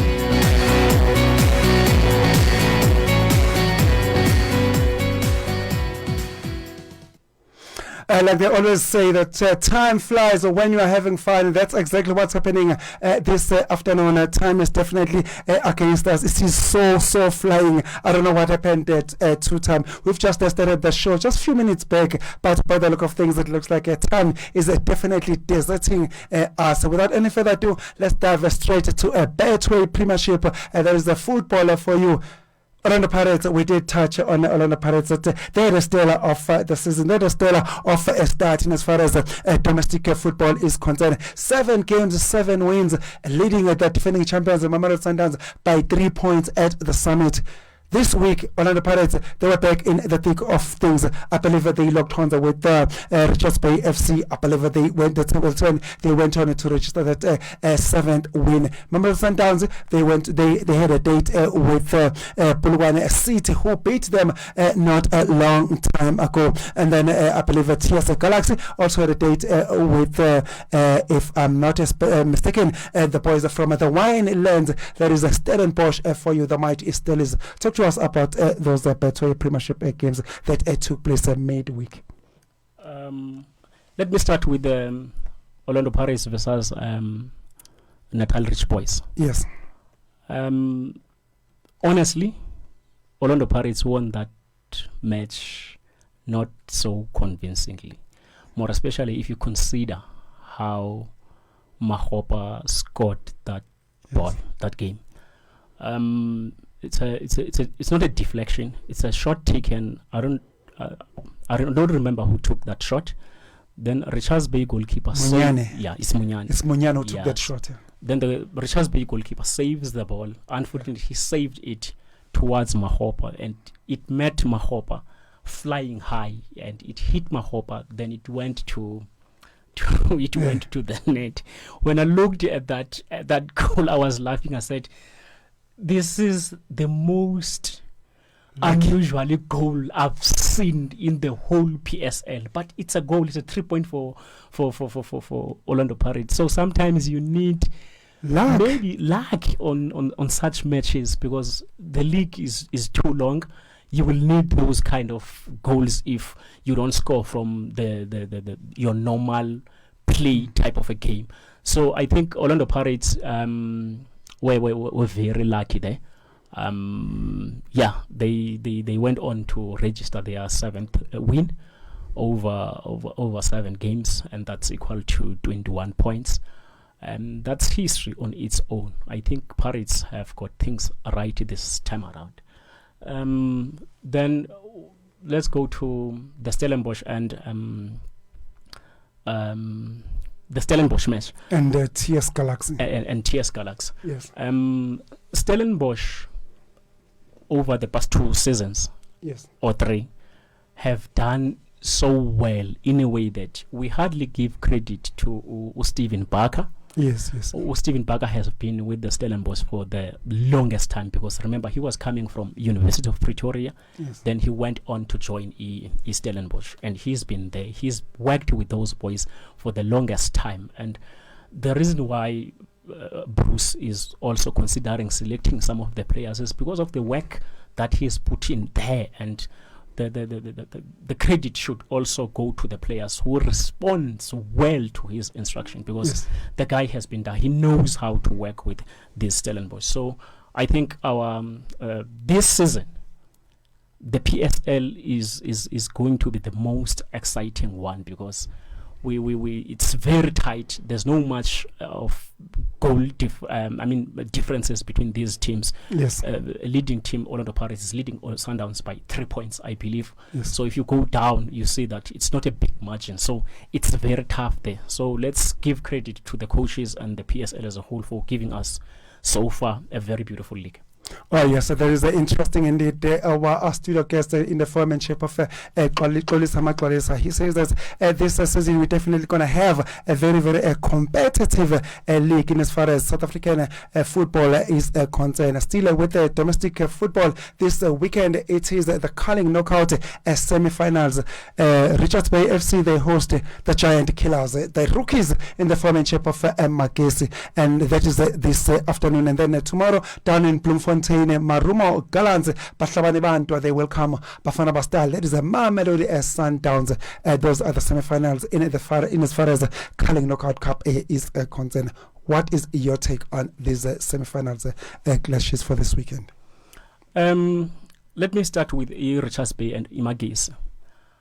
I think it's time Richards Bay players show up and repay the faith that has been showed by the management there at the Richards Bay, because they acquired so many good players in their team in this season. Yes. So it would be fair for them to go to all the way to the final. But I'm taking nothing away from Imagesi under the leadership of the former Bloemfontein Celtics coach, I just forget his name, I'll remember. The guy has tried his best with Imagesi. I remember them when they played. Clinton Larson. Larson, yeah, it's Larson. It's Larson. I forgot his name. Clinton Larson has done well with Imagesi, even though Imagesi is not up to the level he wants it to be. I remember when they played against Kaizer Chiefs, they scored very early 2 beautiful goals, and the previous game they were playing against Orlando Pirates, knocked Orlando Pirates out of Carling Black Label. Yes. So when I looked at their performance, and then they conceded against Chiefs at I think it was 75 minutes. Within 3 minutes, Kaizer Chiefs scored 2 goals there, and this was due to the fact that these guys, their concentration is not at the highest, and I think Larson needs to work on that, because they always concede goals during the last minute of the game. Otherwise, they played well against Kaizer Chiefs throughout the whole from the first minute up until the 74th. Then we scored from the 7. That shows that there's a lack of concentration. I don't know whether it's due to the fact that they don't have that much experience within their team. But I think if Larsen can get that one right, his team is gonna be around. They won't be relegated. Yes. That team won't. I can guarantee that they won't be relegated. They will end up around 12 and between 12 and 10. That's my view. Going to Mamelodi Sundowns and Marumo Gallants, I hope and pray that Marumo Gallants do the business. Yes. For one reason, these are my reasons. Number one, because I'm a Kaizer Chiefs supporter, we were knocked out by Mamelodi Sundowns. We were knocked out by Mamelodi Sundowns. So my loyalty. Why am I not surprised? It's by nature. It's logical for a fan that if his team is beaten by Team 1, when Team 1 plays Team 2, he's gonna support Team 2. It's to get the revenge on your behalf. Yes, exactly. So I know Mamelodi Sundowns stands a very good chance of winning that one, but I'm crossing my fingers. I want Marumo Gallants to win this match to go all the way to the final, because my favorite coach Udenten Malisela is in charge of that team, even though during the past 2 matches he was suspended, he was not on the bench. So if Marumo Gallants wins this one, they are going to the finals. And we all know that Denden Malisela, when it comes to cup competitions, he is a specialist. I remember one time he took a team called Harangwa United to the semi-finals of Nedbank, and they played against the Kaizer Chiefs. Recently, I think 3 years back, he took TS Galaxy, who was contesting in the NFD. He took them to the final against Kaizer Chiefs, who beat them in that final. So Udenden Malisela has got the qualities to win any cup, because for me, he's a cup specialist. If you are able to take a team from a lower rank league all the way to the finals, that shows that you are a good coach. Even though at Chippa United he never did well, but in the MTN 8 he was once suspended. He was not suspended, in fact we were told that he was on a special leave, and we know Chippa Mpengesi with these football terms, we knew that he was suspended. Unfortunately, Chippa United lost that semi-final MTN against Mamelodi Sundowns. So I'm hoping and praying that Denden Malisela do me proud, so that I can walk around knowing that my favorite coach has won something. Still with that Marumo Gallants versus Mamelodi Sundowns semi-final clash that is scheduled for tomorrow down in Bloemfontein. Our studio guest Xolisa Maxolisa calls for Marumo Gallants to do business over Mamelodi Sundowns come tomorrow. Don't forget that the final itself this tournament is scheduled to take place down in Bloemfontein. So surely in the from looking at the perspective of the final as whole, should Marumo Gallants win tomorrow's game, that will be good for the tournament to have the home side reaching the finals. Marumo Gallants are playing at home down in Bloemfontein in front of their fans. But on the other side of this, I do have some bad news in as far as the Marumo Gallants and Xolisa are concerned with regard to this clash and with regard to this cup final. Looking at Mamelodi Sundowns this season, in as far as this cup is concerned, the first game we remember that Mamelodi Sundowns, they demolished the Golden Arrows by a whopping 5-0. Second game, Mamelodi Sundowns, they went on to humiliate Kaizer Chiefs by 4-0. That is in the very same trophy. So if you were to ask me, I will say Marumo Gallants, Xolisa Maxolisa, be warned. Be warned, Mamelodi Sundowns is coming, and it's very, very ruthless and mean in as far as this year's Carling Knockout Cup is concerned. Get the 5-0, get the 4-0. Bona bakora shema akina jealous, but what I like about Mamelodi Sundowns is that the quality they have at their disposal is out of this world. Yes. You don't look around. You know you've got a player. You know talent galore. Yes. So Manoba and his team is spoiled of choices.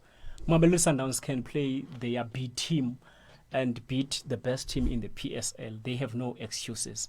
So as much as I want and hope and wish that Marumo Gallants can do the unthinkable, but I think Mamelodi Sundowns is a very good team. We need to not run away from the fact that they are a very good team, and then we can't take them lightly because they know how to show up. But let's wait and see how they conduct themselves against Marumo Gallants and see how it goes. So putting your head on the block, still with the Kalenga Black Label Knockout Cup this afternoon, Richards Bay, they host the Magesi FC. Whom do you tip to walk away victorious? Okay. Richards Bay is going to win this one for me. Yes. And then between Mamelodi Sundowns and Marumo Gallants is going to win that one. So a final for me is going to be Richards Bay against Marumo Gallants. Richards Bay is tipped to walk away victorious this afternoon when they host the Rookies in as far as domestic football is concerned. That is Magesi FC. Then come tomorrow down in Bloemfontein, our studio guest, Samuel Kolisa, he tips the home side. That is the Marumo Gallants to walk away victorious and beat the high-flying Mamelodi Sundowns. Does Marumo Gallants have what it takes to bring down the high-flying Mamelodi Sundowns? Only time will tell. Come tomorrow afternoon. Still with the football, but this time around, let's talk international football. Bafana head coach in the form and shape of Hugo Broos this week. He did announce his final 23-man squad that will do a business for South Africa in as far as the Africa Cup of Nations are concerned. Starting with the away fixture against the table toppers Uganda on the 15th of this month, and then 4 days later, Bafana they will come back and lock horns with South Sudan. Just looking at the 23-man squad, what is your take on that squad? Just to check up your memory and so as the memory of our viewers and listeners, let's quickly run down the 23-man squad that Hugo Broos announced this week. In the goalkeeping department, Captain Fantastic Ronwen Williams is there, followed by the debutant Sage Stevens. He made his first call-up in as far as Bafana is concerned. Orlando Pirates number one goalkeeper is the Sipho Ochai. Defenders, we've got Sydney Mobi, Mutobi Mvala, Rushwin Dotling, Kosnati Smisi, Aubrey Mudiba, Kulisa Madawo, Fawaze Basadine, and Siabonga Angezana. Midfielders, we've got the likes of the tried and tested Deboho Mokwena, Batusi Obasi, Luke Leroux, Talente Mbata. Forwards, strikers, we've got the likes of Mikhali Mayambela, Oshwin Apolisa, Patrick Maswangani, Elias Mokwana, Tapelo Morena, Lebokhile Mofokeng, Evidence Mahopa, and last but not least, Ikram Reyners. What is your take in on that 23-man squad for South Africa? When it comes to Bafana, I trust and support our coach 100%, even though sometimes his selection leaves a lot to be desired. I'll give you the reason why I'm saying that. Some of the selections, I honestly think, were not based on merit. For example, Grant Kakana. Grant Kakana was part of that team, yes, for the longest time, and he was part of that Premier League squad. But he's excused now. And then I listened to his reasoning, Hugo Broos's reasoning as to why he excluded Grant Kakana. He said, who do I exclude between Ungezana, Usibisi, Naye, Grant Kakana? Yes. So when you are a leader, he said himself, when you are a leader, there are times whereby you need to make such choices. And sometimes those choices are not the good ones for you as a coach and also for the player as a person. So I believe that Grant Kakana shouldn't have been excluded in that team because he's got vast experience when it comes to international football. We needed him. And there were times whereby Hugo was selecting our team based on the current form.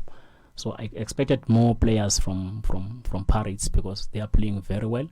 And also bear in mind that the foundation for Bafana was based on how Mamelodi Sundowns played, in a way that the way Mamelodi Sundowns plays football translated into how Bafana Bafana played. Yes. They started playing beautiful football that we missed for the longest time. Yes. And when Mamelodi Sundowns dominated the PSL and he selected most of the players from Sundowns, it gave us a very good foundation, because in the middle we knew that if Themba Zwane is there, all the players know his movements, because he's the master when it comes to touching the football.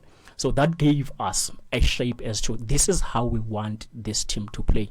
But now I think this one is going to be a little bit different, because there's a lot of mix. As much as I want all the players from the PSL to be considered, I saw Umbule, who's my current favorite player in the PSL. He's also excluded in the final squad. I was hoping that he's going to be a little bit of a surprise for us in that squad.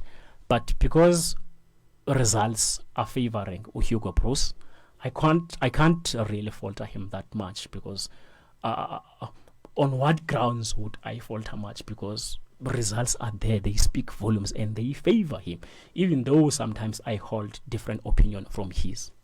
I'm happy you touched on the Themba Zwane issue. You said Themba Zwane, he's the one that makes Bafana Bafana too tiki. He's more like of the choir conductor in as far as Bafana Bafana are concerned. Fast forward to this time around, Themba Zwane, we all know that he is injured. The big question is, who is going to take the baton from Themba Zwane and be that choir conductor going forward for Bafana Bafana? Whom do you tip to be that man, to be tasked with that responsibility to shoulder the whole Bafana Bafana team in the absence of Zwane? Honestly, it's a big blow for us. The injury to Zwane is going to affect us, because in the PSL, for me personally, there's no player that comes closer to how Zwane connects, how he conducts his choir. That guy that guy. He reminds me of the likes of Abu Shuzm, exactly. Yes, the likes of Abu Ace Kose. Yes. How he plays the ball. I always say a Mamelodi Sundowns and a Bafana Bafana team without a Themba Zwane is more like a garden without flowers. Yes. So you need that flower to make your garden so beautiful. So from the team that we have, I don't know if talent can play. Talent Mbauta can play. He can show up. He can show up, but he's not in the mode of Themba Zwane. Yes, he's not in the mode of Themba Zwane, and that's the coach's job to find out who's gonna come and into Zwane's shoes.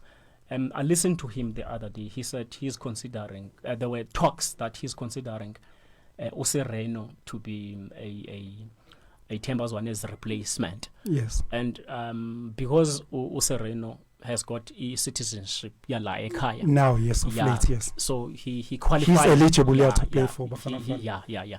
So there are some questions that he also needs a youngster that will come in and replace Zwane, because he even mentioned that Usireno is a very good player, but his age is against him, because Yena himself, Hugo Broos, is not looking for an older player, meaning he's looking for these younger ones. I think young players should raise their hands and say, Coach Hugo Broos, we are here, we are ready. Please select us, by just dishing out the best performance ever. So it's up to him to decide who's going to go into that hole.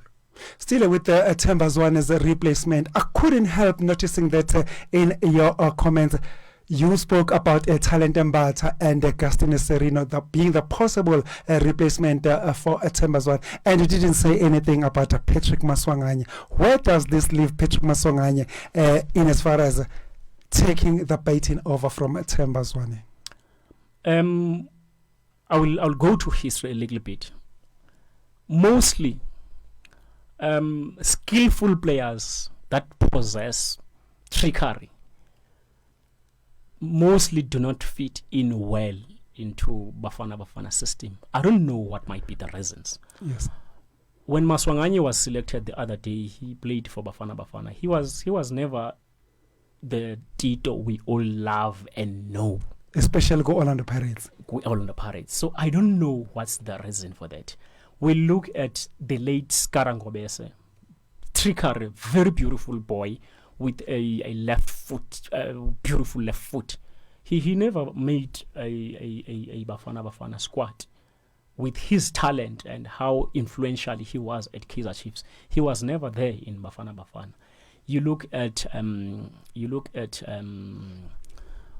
the former Bloemfontein Celtics player and Cape Town City player, Mark Mayambela. Yes, Mayambela. Mark Mayambela was in the mold of Scara Ngobese, in the mold of Tito Maswanganyi. The professor, they nicknamed him Professor. But he never made a name for himself into Bafana system. So for me, I think in the national team we haven't created a space for these special players to go there and shine, fit into that system.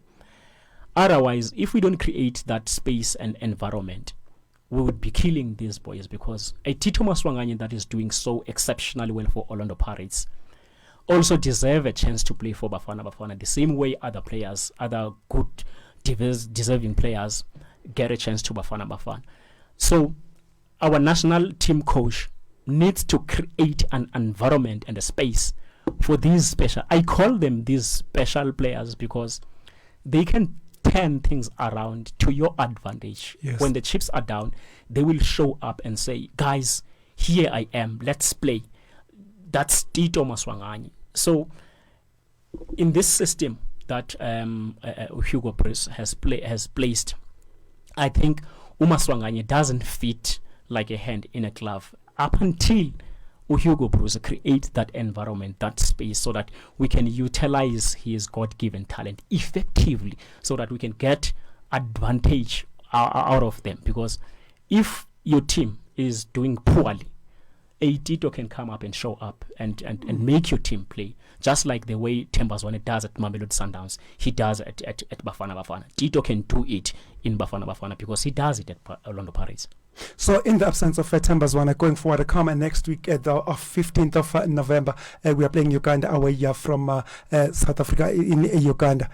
Do you expect Patrick Maswanganyi to be in the starting 11 or not?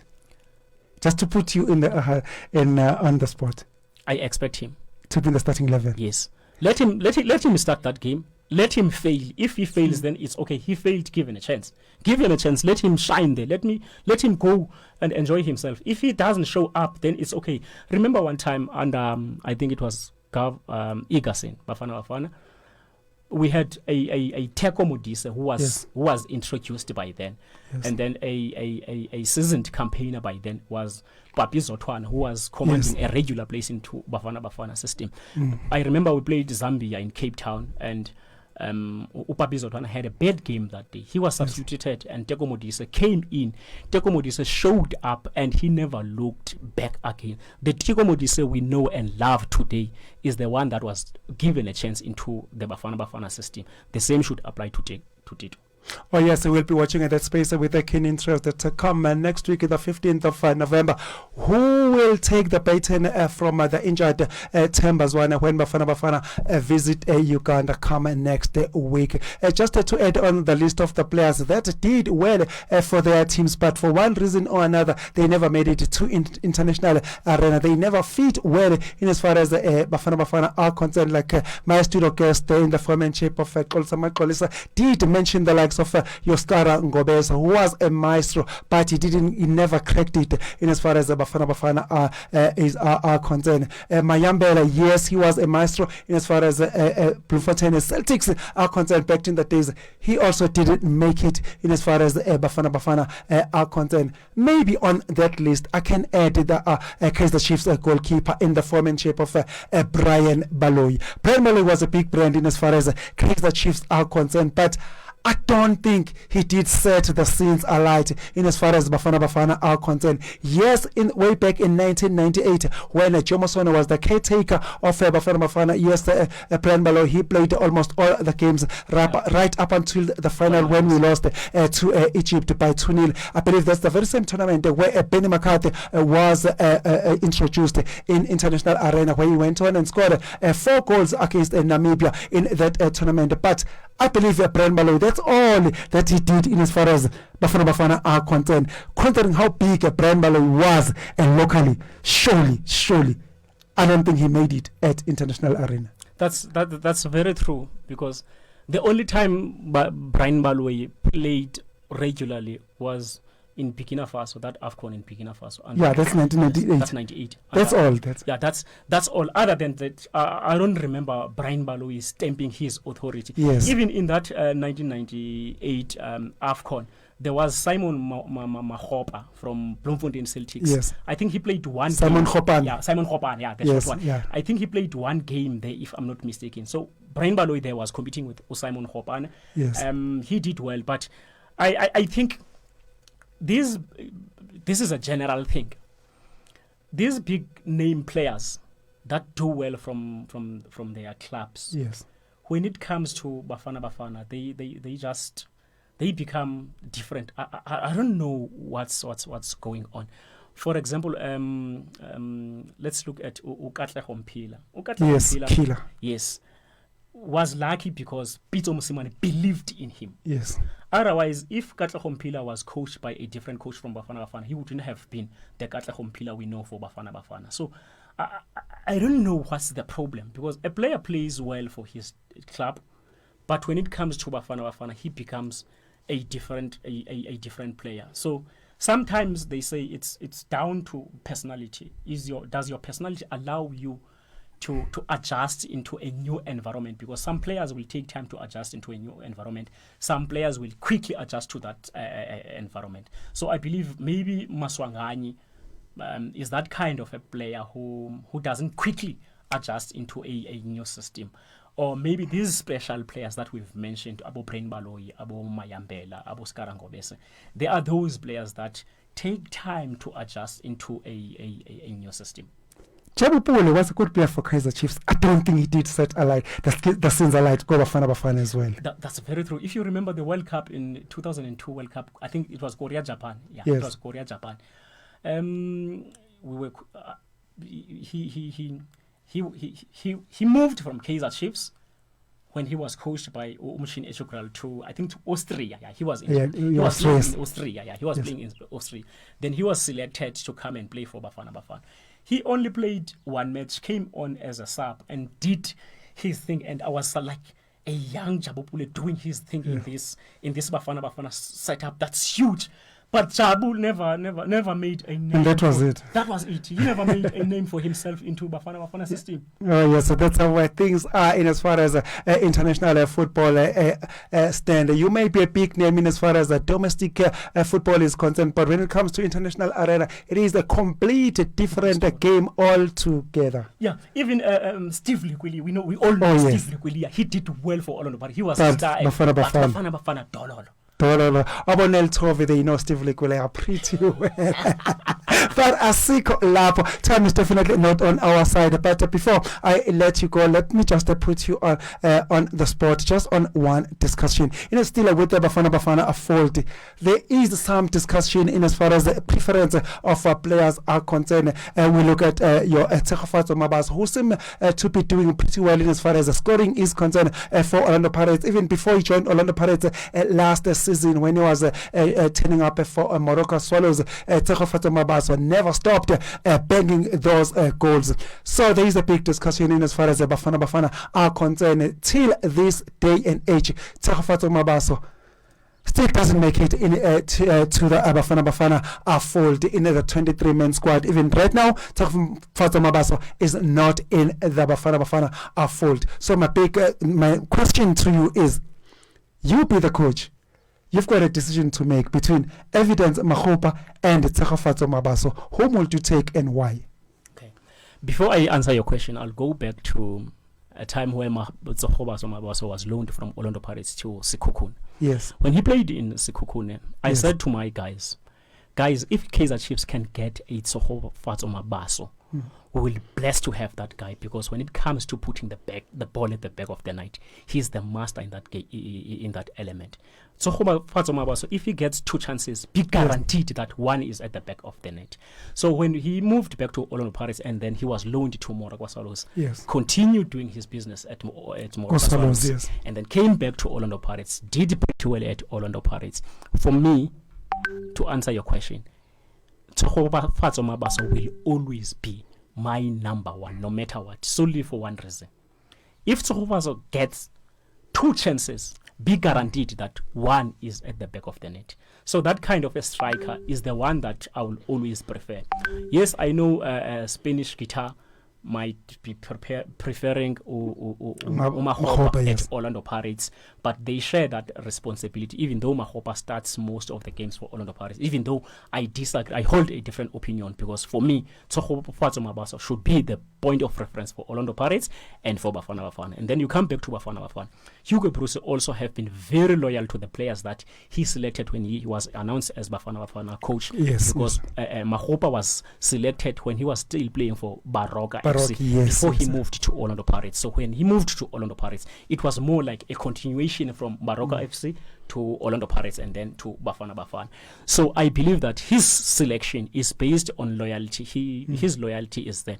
You look also at the right back for SuperSport United, who's competing against Omudao, Nico Mobi. Yes. Nico Mobi is one of the guys that were selected when Hugo Broos took over from Bafana Bafana. So he's one of those guys that are very loyal to Hugo Broos. And I think Hugo Broos believes in Nico Mobi. Hugo Broos believes also in Mahopa, because there was also an outcry in the previous Africa Cup of Nations. Mahopa started almost all the games, but he only scored one goal. Yes. He only scored 1 goal, but he was there, always there. So I believe that Hugo Broos should give other players a chance. For example, he gave Umayo a chance the other time. Yes. Umayo performed badly and he was substituted, and he complained that Umayo is not the type of a player he's looking for in a centre forward. And I was like, how do you judge a player that has played less than 60 minutes into your system? And for me, that was clearly that he prefers a Mahopa than any other player.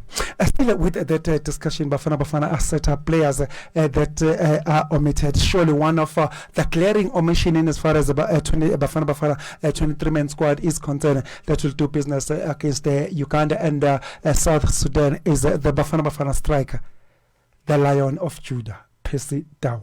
What is your take on his omission? He's not injured, but he's not part of the team. So surely there must be something. It's not injury reason. So what is your take on his omission? I'll judge Percy Tau based on the previous Africa Cup of Nations performance. He played almost every match there, and that's when Bafana holistically as a whole played very well in a way that we went as far as it was semi-final. Yes, we went. We went to the semi-finals and we eventually came third. We came third. Percy Tau never showed up. When you go to a big tournament like that, you've got these players that you look up to and say, "This is the guy that will be our point of reference." Yes. Unfortunately, Tau didn't show up. I saw a clip 2 days back that his team, he was introduced at 89 minutes. And for me, that clicked. Maybe there's something not right with Percy Tau. Yes. And remember, he was in England the other time, and then he was played loaned for Brighton. Yes, and then he was loaned to Belgium. to Belgium. Yeah, he played for Bruges. So if you look at that adjustment, it might have affected him psychologically, because every player wants to play in the EPL, and once you get there and then all of a sudden you are loaned out somewhere, you go down to Africa. That works in your mind. So I think Pesitao needs to relax, start afresh, do the basics right, and then as he does basics right, his confidence will grow from there, and then there's nothing will stop, because when it comes to talent, there's no doubt about his talent. Should he consider coming back to South Africa? If he does come back to South Africa, whom should he play for? He should come back to South Africa. And play for who? There's a big team that needs him. And that team is? Chiefs. Kaizer Chiefs. And then the last one from my side. Time is definitely not on our side. Then the last question for me. In your comments, you did mention that Bafana Bafana head coach Hugo Broos did explain his reason of leaving out Grant Kekana. And then he went on and said... he said whom would he drop amongst the likes of Nkosinathi Sibisi and Siyabonga Ngezana in favor of Grant Kekana. So I put that question to you now. You be the Bafana head coach. There is Grant Kekana, there is Nkosinathi Sibisi, there is Siyabonga Ngezana. If I got you clearly, I believe you strongly believe that Grant Kekana should have made it into the Bafana Bafana 23-man squad. There is Nkosinathi Sibisi, there is Siyabonga Ngezana. Whom do you leave out in favor of Grant Kekana, and why? Okay, before I answer that, let me go to Nkosinathi Sibisi. In the previous AFCON, Yes. Nkosinathi Sibisi Yes. only played one game. He came in as a sub. He replaced Grant Kekana, who got an injury, a red card. A red card, yes. Yes.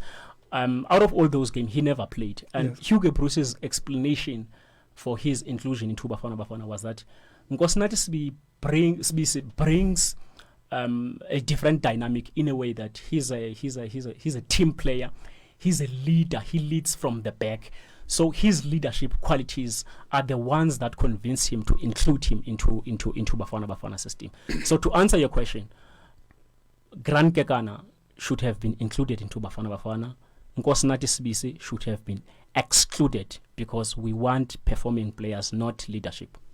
There you have it, South Africa. If our studio guest Xolisa Magcwalisa were to be Bafana Bafana head coach, will definitely have included Mamelodi Sundowns defender in the form and shape of Grant Kekana in the Bafana Bafana 23-man squad in favor of the Orlando Pirates defender. That is Ubodlela Nkosinathi Sibisi. There you have it. That's what he said, without any fear of favor or prejudice. That's what he has just called. Unfortunately, time is not on our side. I believe it is that time of the show where we'll have to sign off, but I wouldn't be doing justice if I do not pass my full appreciation to our studio guest in the foremanship of Xolisa, who graced our studios this morning till this time around. We really appreciate it, Baba. We really appreciate your insight. We really appreciate your knowledge of the game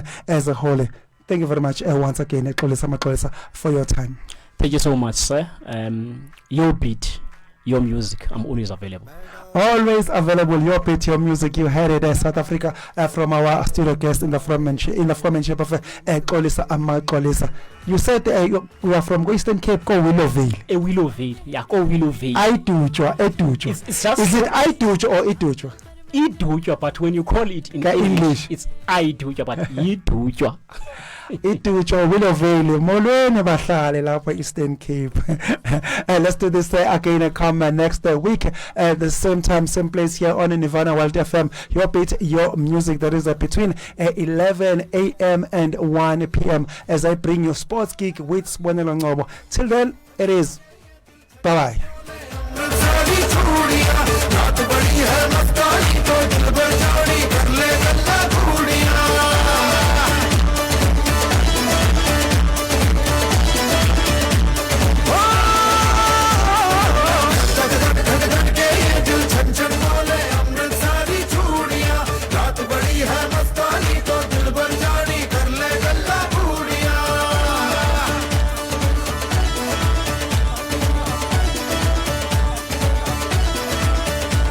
ये नैन मटक्का तेरा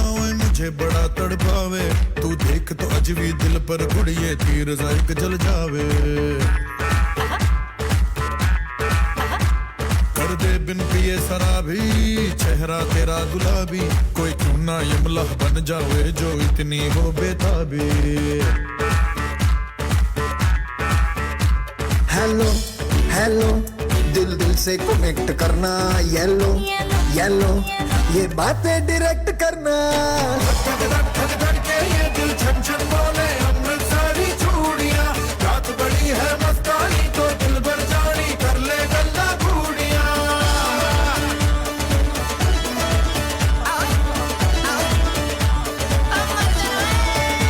धक धक के ये दिल छन छन बोले अमृतसरी चूड़ियां रात बड़ी है मस्तानी तो दिल भर जानी कर ले गल्ला बूढ़ियां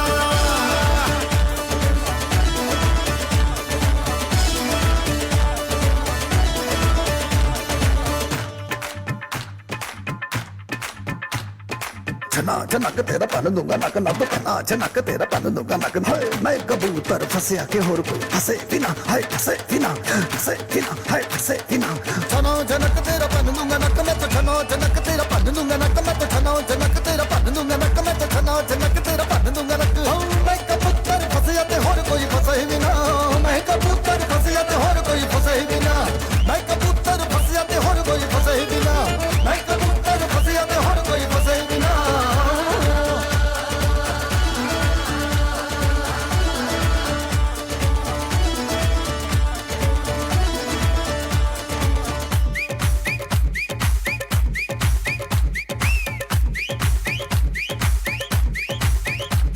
ये बात न मैंने मानी क्यों इतनी खुश है दीवानी तू मुझको ऐसी कहानी समझा दे ये बात है सबने चाही मिले जन्मों का हमरा ही यहाँ हुआ है कुछ ऐसा ही समझे ना अब मैं जाना कह रही हो क्या फसाना हो प्यार करने से भी मुश्किल है निभाना हो हेलो